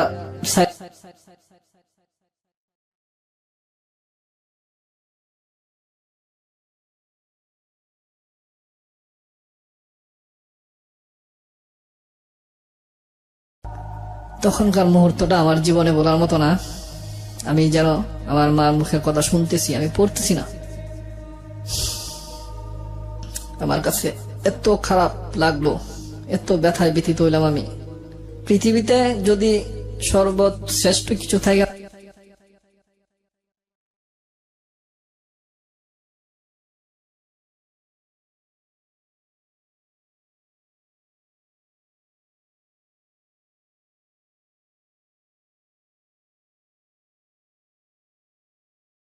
মারা গেছে, আমি এটা আমার চোখে দেখছি, আমি বুঝি এখন 1 মিনিটের ব্যথায় যে ব্যথিতটা হয়, এটার শোধ করার মতো কোনো যোগ্যতা কোনো সন্তানের নাই।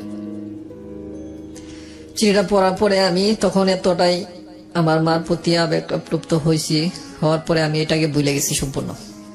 তখন আমার আম্মু এরকম ভাবে লিখলো যে তুমি এমন কিছু করো যেটা আমরা মানে মাইনে নিতে পারবো না। তো এখান থেকে আমি চিন্তা করলাম, আম্মু বুঝে গেছে মার মন, সবকিছু চিন্তা ভাবনা করে আমি ওখানে যাওয়া বন্ধ করে দিলাম। বৃহস্পতিবার বিয়ে করছি, শুক্রবারে চিঠিটা পাইলাম, এবং বাতিজাকে বললাম চিঠিটা কি আজকে নিয়ে আসছো, যেহেতু সকাল সকাল আসছে, সেহেতু আমি প্রশ্ন করলাম, না আজকে না, এটা তোমার আম্মু দিচ্ছে বুধবার দিন আমি ঢাকা আসছি। মানে বুধবার দিন ঢাকা আসছো, তুমি বুধবার দিন আমার কাছে আসলে না কেন? তাহলে হয়তো আমার জীবনে এই ট্রাজেডিটা হয় না, অন্য একটা দিকে যাইতো, অন্য একটা মূল্যিত হয়তো বা। আম্মু এরকম ভাবে কষ্ট পাইছে, এরকম ভাবে আবেগপ্লুপ্ত হয়ে এই চিঠিটা লিখছে। আম্মু তো আমার মনে চোখে সব দেখছে, আমার চিঠি পড়ে এরকম মনে হইতেছে। আচ্ছা যাই হোক, এই কষ্টে আমি ওইখানে আর যাই না। না যাওয়াতে 1 দিন 2 দিন 3 দিন 1 মাস, এই আপনার এই মাসটা চলে যা, 23 তারিখ বিয়ে করছি, 7 দিন যায় নাই। সেপ্টেম্বর মাস চলে যা, অক্টোবর মাস যাইতেছে। তো এর মাঝে সেপ্টেম্বর মাসে 28 তারিখ 29 তারিখ একজন আসছিল আমার সম্বন্ধী, আগের তরফের যে সম্বন্ধী। জি। পরে একজনে ডাকিয়ে দিল, আমি গেলাম, বললাম যে ভাই আমি কি আপনি, যে আমি তো শান্তনার বড় ভাই এই সম্পর্কেই। তো তুমি যাইতেছো না, তুমি বিয়ে করছো, যাইতেছো না কারণটা কি? এখানে তো মানুষের সমালোচনা করতেছে। আমি দেখেন, মানুষের সমালোচনা করতেছে, আমার আন্টি বলছে যে এই বিষয়টা একদম গোপন থাকবো, এখন পরে জানাজানি হবে। তো আমার ফ্যাক্টরিতে জানছে, ঠিক আছে, আমার ফ্যাক্টরিতে চাপ দিতে যাওয়ার জন্য, কিন্তু আমি মানসিকভাবে প্রস্তুত না। আর টাকা পয়সার ব্যাপার স্যাপার আছে, আমার রুম নিতে হবে, বাসা নিতে হবে। আমি এগুলো প্রস্তুত করে তারপরে আমি মানে যাবো আর কি। ওনাকে এই কথা বইটা ফেরত দিছি। তারপর অক্টোবরের 3 তারিখে আবার আসলো, ওই যে 22 ছিল ওই ভাইয়ের ওয়াইফ আসছে, তারপর ছোট একটা শালা আসছে। ওনারা আসার পরে ওনাদেরকেও এইভাবে আমি মানে যাইতে বলছি, চলে গেছে। আমি এইভাবে বলছি যে আমার টাকা পয়সার সমস্যা, টাকা পয়সা ম্যানেজ করে একটু গুজগাছ হয়ে তারপর আমাকে যাইতে হবে, আমার ঘর নিতে হবে, বাসা নিতে হবে, এবং এটাকে গুজগাছ করতে হবে, একটা সংসার করার জন্য যা লাগে আর কি। যেহেতু আমার বাড়িতে শোনাইছি না, সেহেতু আমার বাড়িতে এখন নিয়ে যাওয়া যাবে না, পরিস্থিতি মোকাবেলা করে তারপর নিতে হবে। আর যে ঝামেলাটা আছে, এই ঝামেলাটা এখনো 3 মাস প্লাস হয়েছে, এখনো তার ভাবিরা বা কেউ জানে না। মানে আপনার প্ল্যান কি ছিল, বাচ্চাটাকে রাখবেন নাকি নষ্ট হ্যাঁ, করে ফেলবেন? বাচ্চাটাকে আমি রাখবো। আপনার প্ল্যান ছিল এটা, ওই পক্ষ থেকে প্ল্যান কি ছিল, মানে আপনার ওয়াইফের পক্ষ থেকে? ওরা, আমি তো প্রথমেই বলছি যে আমি কিন্তু এটাও বলছিলাম যে বাচ্চাটাকে ফেলায় দেওয়ার জন্য। ওরা শেষমেশ আপনার অফারটাতে রাজি পরে হয়েছে? আমি বলছি এটাও করতে পারেন, নয়তোবা আমাকে, আমি এটা মানে মাইনে নিতে রাজি আছি, এটা আমাকে দিয়ে মানে দিতে পারেন, সমস্যা নাই। আমি Okay. পরে ওনারা বলছে যে তুমি যেভাবে মনে করো, তুমি যেভাবে পারো মনে করো। তো এইভাবে লাস্ট 15 তারিখ আমার ওয়াইফ, শাশুড়ি, আমার 2 বড় ভাইয়ের ওয়াইফ, 2 শালা, 2 সম্বন্ধী, মোটামুটি 9-10 জনের মতো ওরা সবাই আসছে। আসার পরে এর আগে যে আরো কয়েকবার আসছে, ওরা আমাকে নিয়েই যাইবো, আমি যেভাবে হোক সিরিয়াস করছি, ওদেরকে পাঠাইছি, কিন্তু ওই দিনকে তো নিয়েই যাবো, আমার ওয়াইফ সহ আসছে। আমি একটা জিনিস বুঝতে পারছি যে আপনার মায়ের চিঠি পাওয়ার পরে আপনার মনটা তখন আপনার মার দিকে ঘুরে গিয়েছে। জি জি, তখন আপনার কাছে মনে হচ্ছে যে না, আমি যেটা করছি এটা এটা ভুল ভুল করে করে ফেলছি, করাটা ঠিক হয়নি। ঠিক হয়নি। আর এদিক থেকে তো আলটিমেটলি যারা আপনাকে বিয়ে দিয়েছে তারা তো আপনাকে টানাচাড়া করবে, এটাই খুব স্বাভাবিক, কারণ স্বাভাবিক। বিয়েটা হয়ে গেছে। সো ফ্যাক্ট হচ্ছে এটাই। হ্যাঁ, তো সবে মিলে এসছে। তারপর পরে আমি কি করব, এখন যাইতেই হবে, এখন আর মানে ইয়া নাই, কোনো ওয়ে নাই যে আমি না যাব। পরে আমি বললাম আচ্ছা ঠিক আছে, আজকে আমি যাব, কোন আমাদের সাথে যাইতে হবে। বারবার বলতেছি আমি একটু গোছ কাজ করে কিছু একটা সাথে বা কিছু একটা কেনাকাটা করবো, তারপর যাবো, আমি যাবো আজকে শিওর, কনফার্ম। এটা ওনারা মানতেছে না, যে অনেকবার ঘুরে দিচ্ছেন, আপনার সমস্যা নাকি, সমস্যা থাকলে বলেন। আমি বলছি বারবারই যে সমস্যা নেই। এখন আবার অলরেডি আবার মুডটা আবার ঘুরে গেছে। এখানে আপনার 23 তারিখ, পরের মাসের 15 তারিখ, এই 22 দিন পরে কিন্তু যাইতেছি। একসাথে বের হয়েছি, বের হয়ে আমি বলছি যে আচ্ছা ঠিক আছে আপনারা যান, আমি মার্কেটে যাই, একটু মার্কেটে যাই, কিছু কেনাকাটা আছে, কেনাকাটা করে পরে আসতেছি। পরে লাস্ট রাস্তায় এটা আমি ম্যানেজ করলাম, ম্যানেজ করে ওরা যাইলো, আমাকে যাইতেই হইব। পরে আমি কি করলাম, কিছু কেনাকাটা করলাম, তারপরে গেলাম রাত্রে গেছি আপনার 8টার দিকে, খাওয়া দাওয়া করলাম এখানে যায়। রাত্রে 11টা-12টা পর্যন্ত আমাকে মানে টোটাল সবাই মানে কাছে রাখছে বা করছে, ওদের ঘর একটা মানে সেভ করছে ওরা মানে থাকার জন্য। আমি 11:30 দিকে চলে আসছি, মানে 11টার দিকে বের হয়েছি। বের হয়ে আমি বলছি এদিকে হাঁটি উঠে আসতেছি, ছাড়তে চাইছিল না, বাচ্চা ছাড়া যেটা ওইটাকে সাথে দিছে। আমি পরে ওকে দোকানে একটা কিছু মজা কিনতে দিয়ে আমি বলছি তুই এখানে দাঁড়া, খাইতে থাক, আমি এটা একটু মানে একটা বার থেকে আসি, মানে প্রস্রাব করতে আসি, এরকম বলছি আর কি।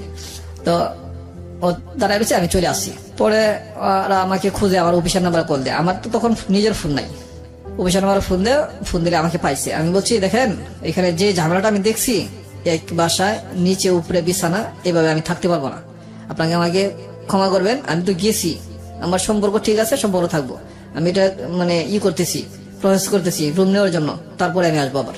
এটা তো আপনি আগে থেকেই জানতেন, কারণ সে বাসা আপনি পড়াতেন। হ্যাঁ জানতাম, এই জন্য তো যাই নাই, তারপরে তো আমাকে নিয়েছে এইভাবে। আচ্ছা। তো আমি চলে আসলাম। পরে ঠিক পরের দিন যাই আমি একটা রুম নিলাম, রুম নিলাম বলতে কি ওরাই একটা রুম ছাড়ে দিছে, মানে বিয়ের কতদিন পরের ঘটনা? বিয়ের 23 দিন পরের ঘটনা এটা। তখনও আপনাদের মধ্যে স্বামী স্ত্রী যে ব্যাপারটা, না, এগুলো সম্পর্ক কিছু হয়নি? হয় নাই। ওকে। পরে আপনার যখন পরের দিন আবার আমাকে ফোন করছে, আমি ডিউটি করতেছি, তখন আমার ফোন করছে, রুম একটা ম্যানেজ হয়েছে, মানে আমার শাশুড়ির রুমের সাথে রুম আর একজন আছিল, ওইটাকে মানে ম্যানেজার দিয়ে মানে এটা ক্লিয়ার করেছে, তাকে অন্য আরেক রুমে পাঠাইছে। তো আমি বলছি না, এটা তো আপনারা আমাকে মানে ভাবি ফোন করছে, আমি মিথ্যা কথা বলে নিতেছেন, না ভাই সত্যি আপনি আসেন, আসলে কালকে যেমন গেছেন আজকে যাইতে পারবেন না, আপনি কি ভাইনা রাখুন নাকি? আমি বলছি ঠিক আছে, আসছি। আইসা দেখি ঠিকই রুম ক্লিয়ার করছে। ওরা এমন ভাবে গোছ গাছ করে রুমের মানে দিনের বেলা কমপ্লিট করে রাখছে, আমি আসলে আমাকে তালা দিব। ওকে। ব্যাপারটা হয়েছে এরকম, মানে 24 দিন হয়ে গেছে আমরা একসাথে থাকি নাই, ওদের কাছে একটু অন্যরকম লাগতেছে। ঘটনা কি, ওদেরকে আজকে একসাথে রাখবো, দিনেই রাখবো, মানে এইভাবে প্ল্যান করছে ভাবি, দুই ভাবি মিনা। তো যাওয়ার পরে খাওয়া দাওয়ার সবকিছু আগে ম্যানেজ করে রাখছে। তো 11টার দিকে গেছি, দিনের 10:30 11টার দিকে, তখন খাওয়া দাওয়া করলাম। খাওয়া দাওয়া করার পরে বাইরে দিয়ে লক করে দিল গেট। থাকেন আপনারা এখানে, গল্প করেন, আমরা আছি এখানে। আবার গলির ভিতরে আপনার নিরিবিলি আছে, কোনো উশৃঙ্খলতা নাই। তখন আমি করলাম কি, এখানে একসাথে গল্প একটু করলাম দুজনে, ভাসুর করে যা হয় আর কি আমাদের দিনের বেলায় তাই হইলো। সময় নিলাম অনেক সময় নিয়ে অনেক কথা বলে অনেক আলোচনা করলাম। ও তো একদম ছোট বাচ্চা মেয়ে, তো ওর সাথে যে কাজটা ওরা করছে এটা তো খুব খারাপই করছে। তো এই অবস্থা, বাচ্চাটা বড় হতে লাগলো। আমি করলাম কি, এরপরের মাসে আমি বাসাটা চেঞ্জ করে ফেললাম। এত কাছে এত সাথে আমি বাসা রাখবো না, আর এই জায়গায় বাসা রাখলাম, আর এর থেকে 1.5-2 কিলোমিটার দূরে। ওইখানে বাসা নেওয়ার পরপরই হয়েছে কি, আমার আপন যেটা মারা গেল, বাসা নেওয়ার 8-9 দিন পর মারা গেল। তখন আমি আমার অফিস থেকে ফোন দিছে ওইখানে মালিকের নাম্বারে, মালিকে আমাকে ডাকছে, আমি জাগনা পাইনি। মালিকে আবার এটা আমাদের রুমটা এমন সিস্টেম ছিল, মানে এখানে ডাকলে শোনা যায় আর কি সহজে। সাথের যে রুম আছে ওই রুমের যদি কেউ বলে দেয় তাহলে হয়তো হবে। মালিক আর নিচে নামছে না, তো ওইখান থেকে অফিস থেকে লোক পাঠাইছে, আমার অফিস থেকে আমার বাসায়। ও ডাইগা এখান থেকে বলতেছে মেন গেট থেকে যে তোর চাচা মারা গেছে, আমার নাম ধরে বলতেছে। পরে আমি শুনলাম, শুনে আসলাম, বললাম। পরে আমি এখানে গেলাম আর কি। যাওয়ার পরে হয়েছে কি ভাই, আমি 5 দিন ছিলাম এখানে। 5 দিন থাকাতে ওরা ভাবছে কি, যেহেতু ও প্রথম 23 দিন আসে নাই, এখন এখানে 1 মাস তাও গেবে আসছি।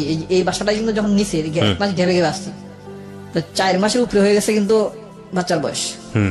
আবার ওইখানে যা 9-10 দিন ছিলাম ওই নতুন বাসায়, 5 মাসের কাছাকাছি হয়ে গেছে এদিকে। আবার এদিকে বাড়িতে এসে 5 দিন খাবার দাবারের যে একটা আয়োজন, এটা শেষ করে আমি আসবো এরকম প্ল্যান। ঠিক তাই করলাম। আমার মনে তো কোনো ইয়া নাই, ওরা ভাবছে কি আমি আর আসবো না। গেবে কিছু প্ল্যান গেছে আমার, যে আমি নিয়মিত তারপরে কি করছে ওরা, বাজারে ফেলাই দিব। ওকে, মানে আমি আইসা শুনলাম টোটাল এই প্ল্যান। আমি যখন আসছি তখন আর আধা ঘন্টা পরে আসলে তারা এই কাজের জায়গা আর কি, আধা ঘন্টা পরে আসলে ওরা চলে যায়, আমি আইসা পরে পাই না, বাসায় পাই না, মানে এই কাজের জায়গা আর কি ফালানোর জন্য।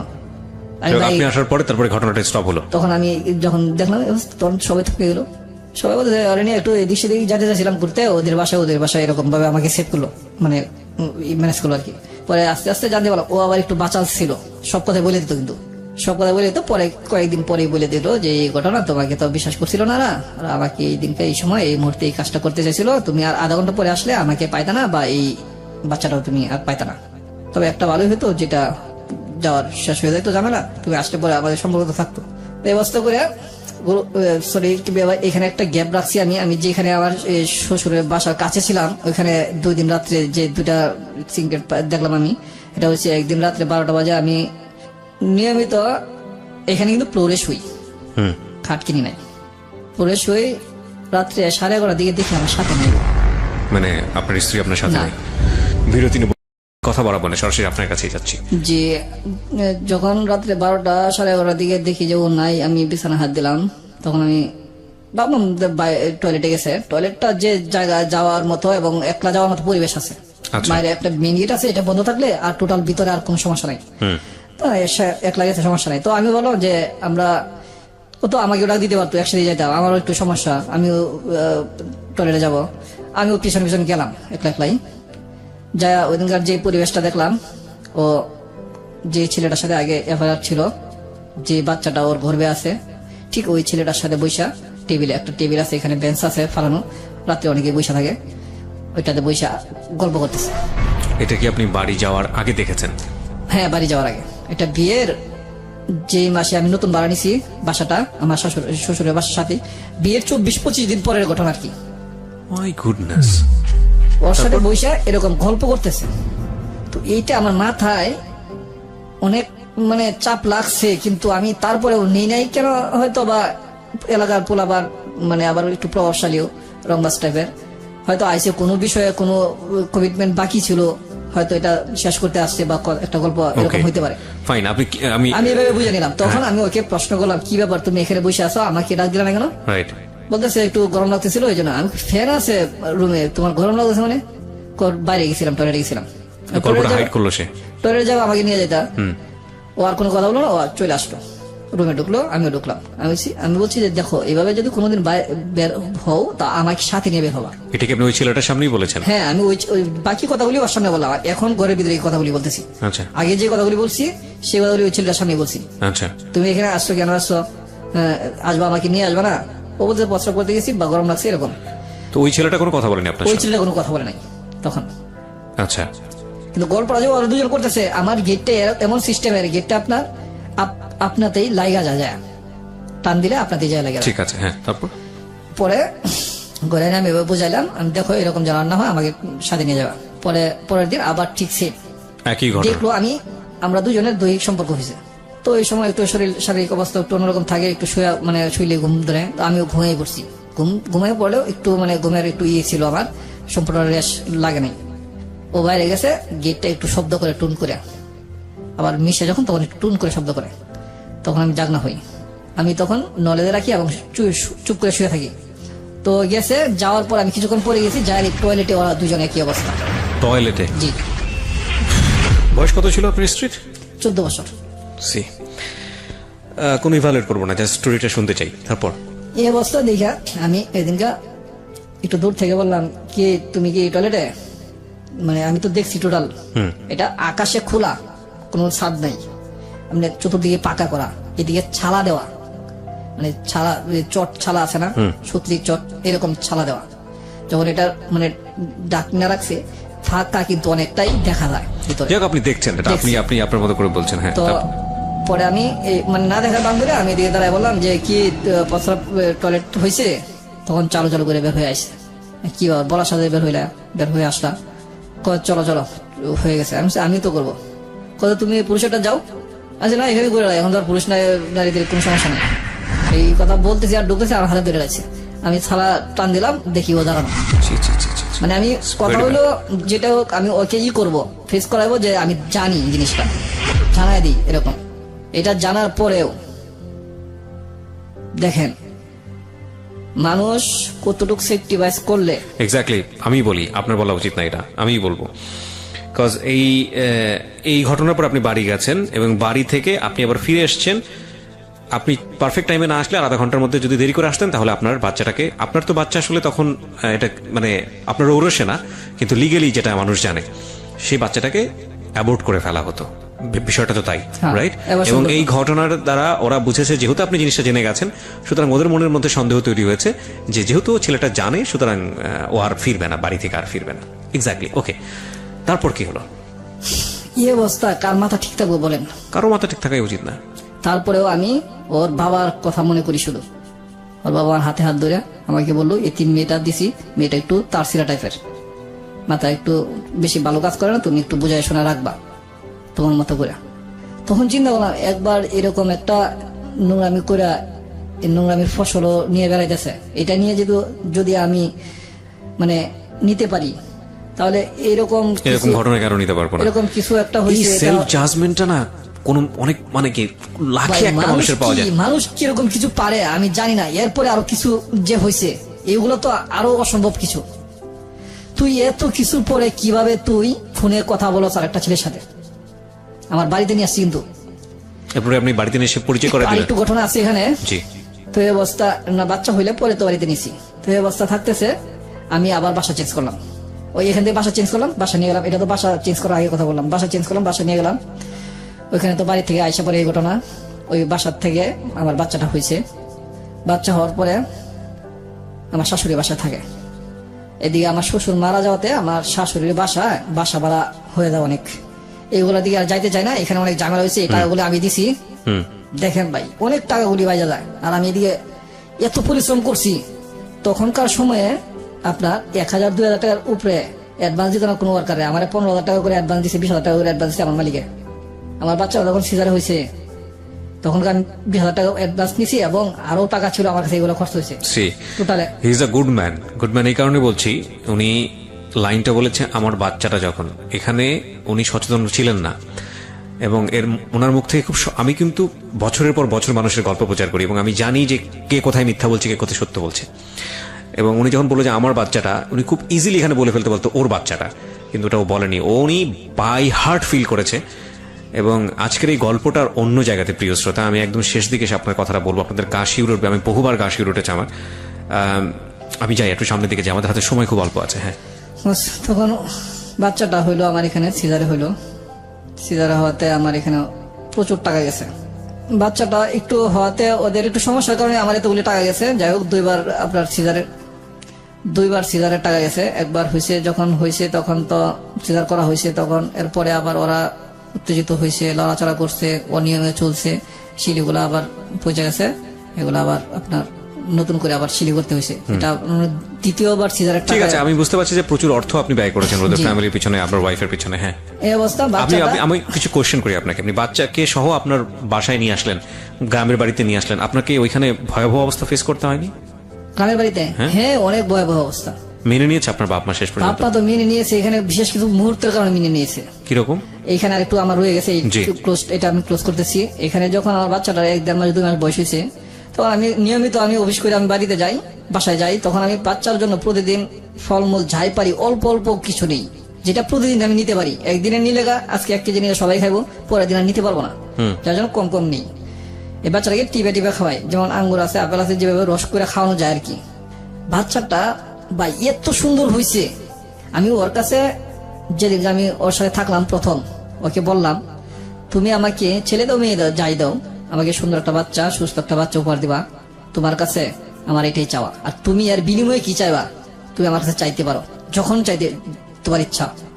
যখন এই দিন বাচ্চাটা হইলো, বাচ্চাটা দেখে আমি এত টাকা খরচ গেছে আর এত পরিশ্রম করছি, আমি সারা রাত ওইখানে থাকি, সারা দিন ডিউটি করি। আমি এত এনার্জি আপনার শরীরের মধ্যে, মানে আমি মন সারা ভরে গেছে। দিন ডিউটি করি, পরিশ্রমের কাজ। এটা আপনি না দেখলে বিশ্বাস করবেন না কত পরিশ্রমের কাজ আমি করছি। আর সারা রাত আমি এখানে ডিউটি দিছি, ঘুমাই না। যে 4-5 দিন ছিল, 4 দিন ছিল হাসপাতালে, 4 দিন আমি টোটাল ঘুমাইনি। হয়তো ফজর নামাজ পড়ছি হাসপাতালে, একটা জায়গা আছে নামাজ পড়ার, এখানে একটু শুয়ে রয়েছি, জাস্ট পরে যায় ডিউটি করছি 8টা বাজে।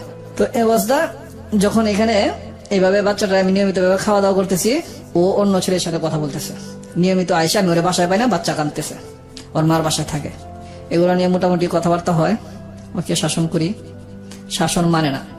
আপনার যদি একটা ভুল হয়, আপনার যদি আপনজন সে শাসন করে, সেটা আপনার নীরবতা পালন করা উচিত নিশ্চয়ই, আপনার জ্ঞান নেওয়া উচিত নিশ্চয়ই যে এটা আমি যেটা বুঝতে পারছি যে আপনি বিভিন্ন রকমের ফ্লস গুলো তখন খুঁজে পাচ্ছেন।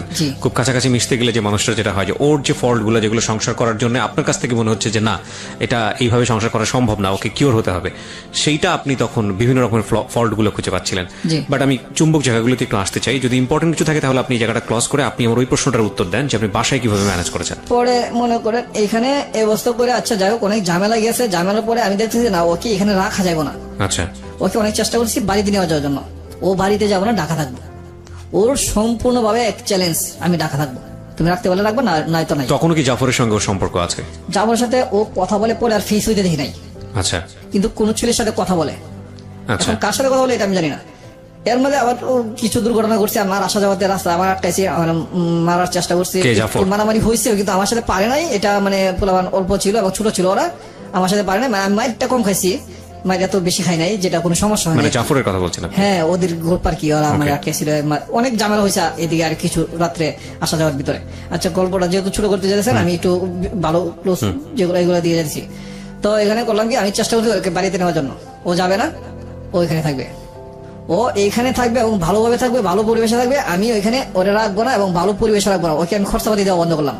এর আগে কিন্তু ওরা দুধের বাসার ভাড়া, ওর বাবা মারা যাওয়ার পরে যে বাসা ভাড়া জমছিল, ওইগুলো সব দিছি, এখন টোটাল বন্ধ করে দিলাম খরচ। এখন ও আমার সাথে আরো বেশি করতেছে। এর আগে কিন্তু অনেক কিছু আমি বাদ দিছি, ওর কাপড় চোপড় কিন্তু আমি ধুয়ে দিছি। ও কিন্তু নোংরা একটু টাইপের, বুঝতে পেরেছি, হইতে পারে অনেক, কিন্তু একটু নোংরা টাইপের, কোমল থেকে কঠিন হয়েছেন। হ্যাঁ, আচ্ছা, আমি করলাম কি, পরে প্ল্যান করলাম ওকে কিছু দিব না, কিছু দিই না। ও আরো বেশি প্রখর হয়ে গেল, ও আমার দিকে আরো বেশি মানে উল্টা হয়ে গেল, যে না এখানে রাখতে হবো, আমাকে সব দিতে হবো, আমার ফ্যাক্টরিতে চলে যা, ওইখানে যায় আমার দেখা দেখি পরিবেশ নষ্ট করে। তো এই পর্যায়ে করলাম কি, একদিন বাসায় আসলাম, বাসায় আসা আমি বললাম, দেখো তুমি যদি এখানে থাকো আমি রাখতে পারবো না, আমার এত কামাই নাই, কারণ আমার মা বাবাকেও দিতে হবে, তোমাকেও দিতে হবে বাসা ভাড়া, প্লাস সন্তান মানুষ করতে হবে, এত এবিলিটি আমার নাই, এত কামাই নেই আমার। যেটা আমার কামাই আছে বাড়িতে থাকলে তুমি খাইতে পারবো, মাও খাইতে পারবো, এবং আমার কিছু আয় থাকবো সন্তান মানুষ করার জন্য। তো করলাম কি, ওকে আমি বললাম যে চলো বাড়িতে চলে যাই, ও যাবে না। আমি করলাম কি, শিশু বাচ্চা লাগিয়ে সকালবেলা নিয়ে বের হইলাম 9টার দিকে। আমি বাচ্চা নিয়ে চলে গেলাম, ভাবলাম বাচ্চার সাথে বন্ধু আসবো। বাচ্চাটাকে নিয়ে আমার অফিসে নিয়ে রাখলাম দিনের 11টা পর্যন্ত। 8টা বাজে নিয়ে আসছি, 8:30 বাজে 2-2.5 ঘন্টা 3 ঘন্টার মতো রাখছি আমার অফিসে। দেখি যে আসে না, তো আমি আর রাগ করে আর বাসায় ফিরি নাই, বাচ্চা নিয়ে চলে গেলাম বাড়িতে। মানে আপনার গ্রামের বাড়ি? হ্যাঁ, বাচ্চা দেখি এর আগে তো জেনে গেছে যে আপনি বিয়ে করেছেন, এখানে বাচ্চা না, হয়েছে? এখনো তো জানে, এখানে আরো ঝামেলা হয়েছে। ঝামেলাটা হওয়াতেই যখন মানে নিছে আর কি, এটা হয়েছে কি, আমি যখন নিয়ে যাই তখন আপনার শৌখিন সার্ভিস ছিল আসি, এটা সর্বোচ্চ ভালো এবং দামি গাড়ি, এটা ভিআইপি যারা তারা যাইতো আর কি। তো ভিআইপি পার্সন লোক সবাই উঠছে, আমি বাচ্চাটাকে নিয়ে উঠছি। বাচ্চাও তো আমার ভিআইপি পার্সন, বাচ্চার জামা কাপড় আচার সব দিকে ভিআইপি, আমি শুধু একটু নর্মাল।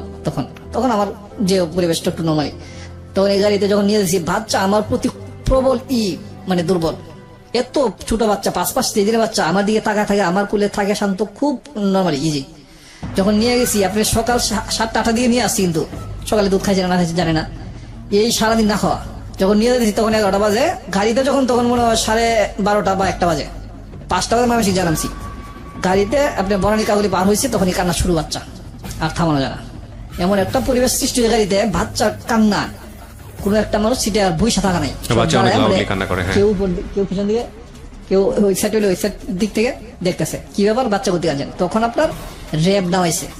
এক্স্যাক্টলি, আমি নিজেও চিন্তা করছিলাম যে আপনি তো ধরা খাবেন, কারণ বাচ্চার মা তো সাথে নাই, রাইট?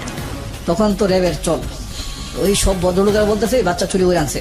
বাচ্চার মা আগে জিজ্ঞেসে ভালো করে, বাচ্চার মা কোথায়? আমি বললাম যে এরকম এরকম রাগারাগি হয়েছে, নিয়ে চলে আসছি বাচ্চাকে। তো বাচ্চার মা কোথায়? বাচ্চার মাকে আনছি না, বা বাচ্চা তুমি চুরি করে আনছো, অনেকেই বলতেছে এরকম। তো আমার সিরিয়ালে সোজা সিটে 2 সিটে বসে, আমি বাচ্চাকে নিয়ে 2 সিট নিয়েছি আমি বাচ্চা ওই সিটে আর কাউকে বসে নেই। তো ওই সিটে হিন্দু একজন ভদ্রমহিলা বসছিল, ভদ্রমহিলা চাইতেছে বাচ্চা লাগে। ওই ভদ্রমহিলার স্বামী তপন নাম, ওনার বাড়ি মাসি, উনি বলতেছে বাচ্চা লাগে দাও, আমার বাচ্চা আছে, তোমার দিদি ওকে দুধ খাওয়াক। পরে ওই নিয়ে ওকে দুধ খাওয়াইলো, বাচ্চা শান্ত হয়েছে।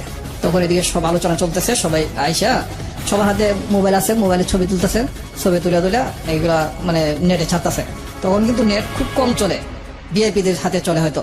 এটা মানে প্রচার করার জন্য, সংবাদে দেওয়ার জন্য এরকম ভাবে প্রচার করতেছে যে এরকম চুরি করে একটা এত সুন্দর বাচ্চা আনছে, এত সুন্দর বাচ্চা, এত গুড নিউজ, এত সুন্দর, মানে সবাই দেখা মানে অবাক। এই বাচ্চা দেখে আমি কিছুতেই বুঝে থাকতে পারি না, এই বাচ্চা দেখে আমি বাচ্চাকে নিয়ে আসলাম। তখন এখানে অনেক ঝামেলা হয়েছে। আপনার তপন ভাই যায় ওইখানে মামাসি হোটেলে পরে, হোটেলে 8টা এখানে রাখছে, রাখা ওদেরকে ফোন করে ওদেরকে নিয়ে গেছে যে আপনারা না আসলে বাচ্চা আমরা রেখে দেবো, বাচ্চা ওকেও দেবো না, আপনাদের দেবো না। পরে আবার ওরা গেছে, পরে ওরা যখন গেছে, আমার ওয়াইফ গেছে, আমার শাশুড়ি গেছে, 2 জন এখানে আসছে। তখন এখানে এই ঝামেলা হয়েছে, তখন আমাদের গার্জিয়ান যারা আছে তাদেরকে খবর দেওয়া হয়েছে, মামা সিং আমাদের অনেক আত্মীয় আছে তাদেরকে খবর দেওয়া হয়েছে। ওদেরকে ছাড়াই আমরা কিন্তু বাচ্চা নিতে পারতাম, যখন আমার গার্জিয়ানরা আসছে, মামা সিং এর গার্জিয়ান, আমার খালামণিরা যখন আসছে, মামা সিং শহরে 2 জন খালামণি আছে, ওরা আসছে। তো পরে আর দেয় নাই, ওরা বলছে মিশ করে দিই, এত ছোট একটা বাচ্চা 1 লাখ রাখতে পারে না, মরে যাবো বাচ্চা। তো এখানে অনেক গ্যাদারিং হয়েছে, টাকা হাত যে আমারে নগদ টাকা 3 লাখ টাকা হাত যে আমাকে একবারে হ্যান্ড ক্যাশ, রিফাত হোটেলের মালিকে বাচ্চা নেওয়ার জন্য, ওর বাচ্চা নাই, আমাকে 3 লাখ টাকা হাত যে। আমি এইগুলো ফালতু তুমি বাদ দেন, এই বাচ্চার কি কাহিনী জানেন? এই বাচ্চার কি কাহিনী জানেন না? তারপরে বাচ্চাকে আমি নিয়ে আসছি, কেন নিয়ে আসছি শুধু এই কথাই বারবার বলছি আমি। এই কাহিনী শেষ হবে না আমি যতদূর জানি, কারণ এই কাহিনী যে জায়গাটায় যাবে বা যাওয়া উচিত সেটা আমরা প্রচার করতে দিতে চাচ্ছি না, এখানে এসে একটু ক্ষান্ত দিচ্ছি। আমরা আরেকটা এপিসোড করতে চাই, সেটা অন্যরকম একটা এপিসোড হবে হয়তো বা কোনো একদিন। তবে কিছু কোশ্চেন দিয়ে আমি আজকের এই অনুষ্ঠানটা শেষ করব। নাম্বার 1, সেটা হচ্ছে যে আপনার এই বাচ্চার বয়স হচ্ছে 12 বছর, জি, এবং আপনি যে আজকে গল্পটা বললেন এটা আপনার বাচ্চা জানে না, জি, এই রেডিওর মাধ্যমেই প্রথম জানবে, যদি সে রেডিওটা শুনে থাকে। আমরাও চাই না সে জানুক এই মুহূর্তে।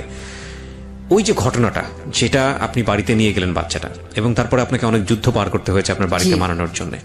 আপনার প্রথম স্ত্রীর সঙ্গে আপনার ডিভোর্স হয়েছে কোন সময়টাতে? ডিভোর্স হয় না, এখনো ডিভোর্স হয়নি? না। আপনার স্ত্রী কি আরেকটা বিয়ে করেছে? হ্যাঁ, বিয়ে করছে। আমি জানি না ডিভোর্স হয়েছে কিনা, আমার এখানে কোনো পেপারস আসে নাই। উনি চলে গেছে আপনার এখান থেকে কতদিন, মানে সংসার করেছেন কতদিন সুস্থ? আমার বাড়িতে যখন এদিন নিয়ে যাইলাম, ওই অ্যাক্সিডেন্ট যেদিন হইলো আর কি, বাচ্চাকে নিয়ে গেলাম, তখন যেভাবে হোক নিয়ে গেলাম, 15 দিন ছিল আমার বাড়িতে। আচ্ছা, 5 মাস 23 দিনের বয়স বাচ্চারা থুয়ে চলে আসছে। এই চলে আসাই শেষ, চলে আসা, শেষ। এরপরে আসে যায়নি কখনো, নিজের বাচ্চার খোঁজ আর কখনো নেয়নি। আমি আপনার স্ত্রীকে মোটেও দোষী করব না, আমি আপনার স্ত্রীর দিকে আঙ্গুলও তুলব না, আমি বরং আপনাকে দেখতে চাই আজকের অনুষ্ঠানের মধ্য দিয়ে। আপনি আর বিয়ে করেননি? আমি বিয়ে করছি 6 বছর পর, 7 বছরের মাথায় বিয়ে করছি। আচ্ছা, আপনার স্ত্রী কি আপনার এই সন্তানের বিষয়ে সবকিছু জানেন?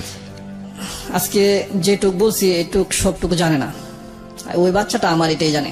আমি এইভাবেই ওকে স্বীকৃতি দিছি। আর আমার জীবনের সবচেয়ে বড় চিন্তা, আমার জীবনে উপার্জন করে আমি ভালো স্বচ্ছন্দ চলতে চাই না, আমি স্বাভাবিক চলতে চাই। আমার জীবনের চিন্তা একটা এরকম ধরনের বাচ্চা আরো পাইলে আমি আরো নিব, ওদেরকে আমি ভালো ডক্টরেট ডিগ্রি বা ইঞ্জিনিয়ার বা ভালো ডাক্তার বা কোনো প্লেনের ক্যাপ্টেন এরকম আমি কিছু বানাইতে চাই। আমি এরকম পোলাবান পাইলে আমি আরো, আমার জীবনে একটাই স্বপ্ন এখন, আমার জীবনে আর কোনো আশা নাই, কোনো আকাঙ্ক্ষা নাই। এখন যে ওয়াইফটা আমার আছে ওইটার 2টা বাচ্চা, ওই 2টা বাচ্চা মারা গেছে। তারপরে আপনার বাচ্চা ওইটা আমার একটাই? সিজার হয়েছে, এখানে আমার লাখ লাখ টাকা গেছে, আমি সর্বশান্ত হয়ে গেছি। মানে আপনার বাচ্চা একটাই? বাচ্চা আমার এই ছেলে একটাই, এই ছেলেটা একটাই। এখন আমার ওয়াইফ এটা নিয়ে ঝগড়া করে যে তুমি বাচ্চা নিতে চাও না, বাচ্চা হয়েছে 2টা মরে গেছে, এখন আবার আমি নিতেছি না, যে ও বলতেছে নিতে চাও না কারণ কি তোমার বাচ্চা আছে এই জন্য। এটা নিয়ে এই ঝামেলা এখন। আপনার স্ত্রী আজকের এই অনুষ্ঠানটা, আপনি যেটা বলছিলেন যে আপনার স্ত্রী অনুষ্ঠানটা শোনে, এবং আপনার স্ত্রী এই অনুষ্ঠানটা শোনার পরে যদি আপনাকে রেসপেক্ট না করে, তাহলে আমি বলবো যে মানুষের জীবনে কিছু সংকীর্ণতা থাকে, সেই সংকীর্ণতা থেকে সে বের হতে পারেনি, হয়তো পারেনি, কিন্তু আমি সেই নেগেটিভটা ভাবতে চাই না। আপনি এখানে যা বলেছেন সেখানে আপনাকে মিথ্যা ভাবার বা আপনাকে যা বলছেন সেটা সত্য না এরকম ভাবার আমি জানি সেটা ভাবার কোনো কারণ নেই। এটা আপনি যেটা বলেছেন সেই জায়গাটায় যদি একটা মেয়ে বসে থাকতো, আমার এটা বিশ্বাস করতে খুব সহজ হতো। কারণ বাংলাদেশে বা সার্বিক সারা দুনিয়ার প্রেক্ষাপটে আমরা দেখি যে নারী সবসময় একটা মায়ের রূপ নিয়ে ছোটবেলা থেকেই থাকে। তো তার কাছে একটা সন্তান পথের হোক আর যে অবস্থায় থাকুক না কেন, সন্তান মানে সন্তানই। কিন্তু একটা বাবার জায়গা থেকে বা একটা ছেলের জায়গা থেকে একটা মেয়ে, একটা অন্যের ঔরস্যজাত একটা সন্তান, তার জন্য একটা মেয়েকে বিয়ে করা, নিজের ফ্যামিলিকে সাইড করে দিয়ে তাকে নিয়ে ফাইট করা, এবং নট অনলি দিস, প্রিয় শ্রোতা, উনি এখন ময়মনসিংহে থাকেন, ওনার চাকরি বাকরি সবকিছু ছেড়ে দিয়ে শুধুমাত্র এই ছেলেটাকে সঙ্গ দেবার জন্য। কারণ এই ছেলেটা একটু দুষ্টু, ওকে হেল্প করতে চান, এবং উনি থাকলে হয়তো একটু ভালো করে লেখাপড়া করবে সেই কারণে। আমরা বহু রকমের জীবনের গল্প প্রচার করেছি রেডিওতে, বহু রকমের জীবন গল্প, এবং এই জীবন গল্পের যে সেকেন্ড পার্টটা, এটা অনেক বড় হতে পারত, এবং সেটা যে জায়গাটায় নিয়ে যেত সেখানে হয়তো এই মানুষটার যে কন্ট্রিবিউশন বা এই মানুষটা যেই ফিলটা নিয়ে আজকের এই গল্পটা বলতে এসছে বা যে অনারটা দেওয়া দরকার, সেই অনারটা হয়তো অন্যদিকে চলে যেত। কারণ আমরা জানি যে 2 ঘন্টা আপনারা এক ধরনের নদীর স্রোতের মতো ভেসে গেছেন, উনি যেখানে আপনাদেরকে নিয়ে গেছেন সেখানেই গেছেন, উনি যেখানে পজ দিয়েছেন সেখানে পজ নিয়েছেন। আমরা যে জায়গাটায় এসে শেষ করছি সেটা হচ্ছে উনি অসাধারণ একটা মানুষ। আমরা ইবাদতের মাধ্যমে অবশ্যই সৃষ্টিকর্তার প্রিয় হতে চাই, কিন্তু প্রত্যেকটা মানুষেরই কিছু জীবন দর্শন থাকা উচিত। সেই জীবন দর্শনের মাধ্যমে তার কাছে প্রিয় হওয়াটা, এটা প্রিয়তম, মানে প্রিয় থেকে প্রিয় যেটা বলা চলে, এই মানুষটা হওয়াটা জরুরি। আমরা জানি যে রমজানের এই মাসে অনেকেই আমরা জেগে থেকে আজকের এই অনুষ্ঠানটা শুনলাম, এবং অনেকেই হয়তো বা আরো ঘন্টা 2 জেগে সেহরি খেয়ে তারপরে রোজা রাখতে যাব। আমরা সবাই নেক দিলে ওনার সন্তানের জন্য দোয়া করব, এবং একই সাথে ওনার জন্য দোয়া করব। আমরা এরকম ভালো মনের মানুষ চাই। আমাদের সমাজে সেই সব মানুষরা আইকন হয় যেসব মানুষদের অনেক বড় অর্জন থাকে, অনেক বড় বড় ক্রেস্ট থাকে, অনেক বড় বড় সম্মাননা পত্র থাকে, কিংবা আর্থিক অর্থে অনেক বড় সাফল্য থাকে। কিন্তু এই মানুষদের না আছে কোনো ক্রেস্ট, না আছে কোনো সম্মাননা পত্র, না আছে কোনো সমাজের জায়গাটা থেকে আইকন, এবং যে কন্ট্রিবিউশন তার, সেটা সে রেডিওতে এসে যদি না বলতো তাহলে হয়তো একেবারে ঘরের মানুষটাই কোনোদিন জানতো না যে কি করছে সেই সন্তানটার জন্য, এবং এই সন্তানটাই হয়তো বা কখনো জানতো না। একদিন এই সন্তানটা বড় হোক, তার পিতাকে সে যোগ্য সম্মান করতে শিখুক, এবং একই সাথে আমরা যেন এই ধরনের মানুষকে প্রপার সম্মান দেই, তাহলেই না আমাদের সমাজটা সুন্দর হবে। সবসময়ই একটা সুন্দর সমাজের স্বপ্ন দেখি, সবসময় যে কথাটা বলি, ভুল শুদ্ধ মিলিয়েই মানুষ, প্রতিটি মানুষই সম্ভাবনাময়। আমরা যেন সেই সম্ভাবনাটাকে নষ্ট না করে দেই, আমরা যেন প্রপার সম্মান দেই তার ছেলেকে এবং একই সাথে এই ধরনের মানুষকে। অনেক বেশি ভালো থাকুন। আজকের মতো শুভরাত্রি।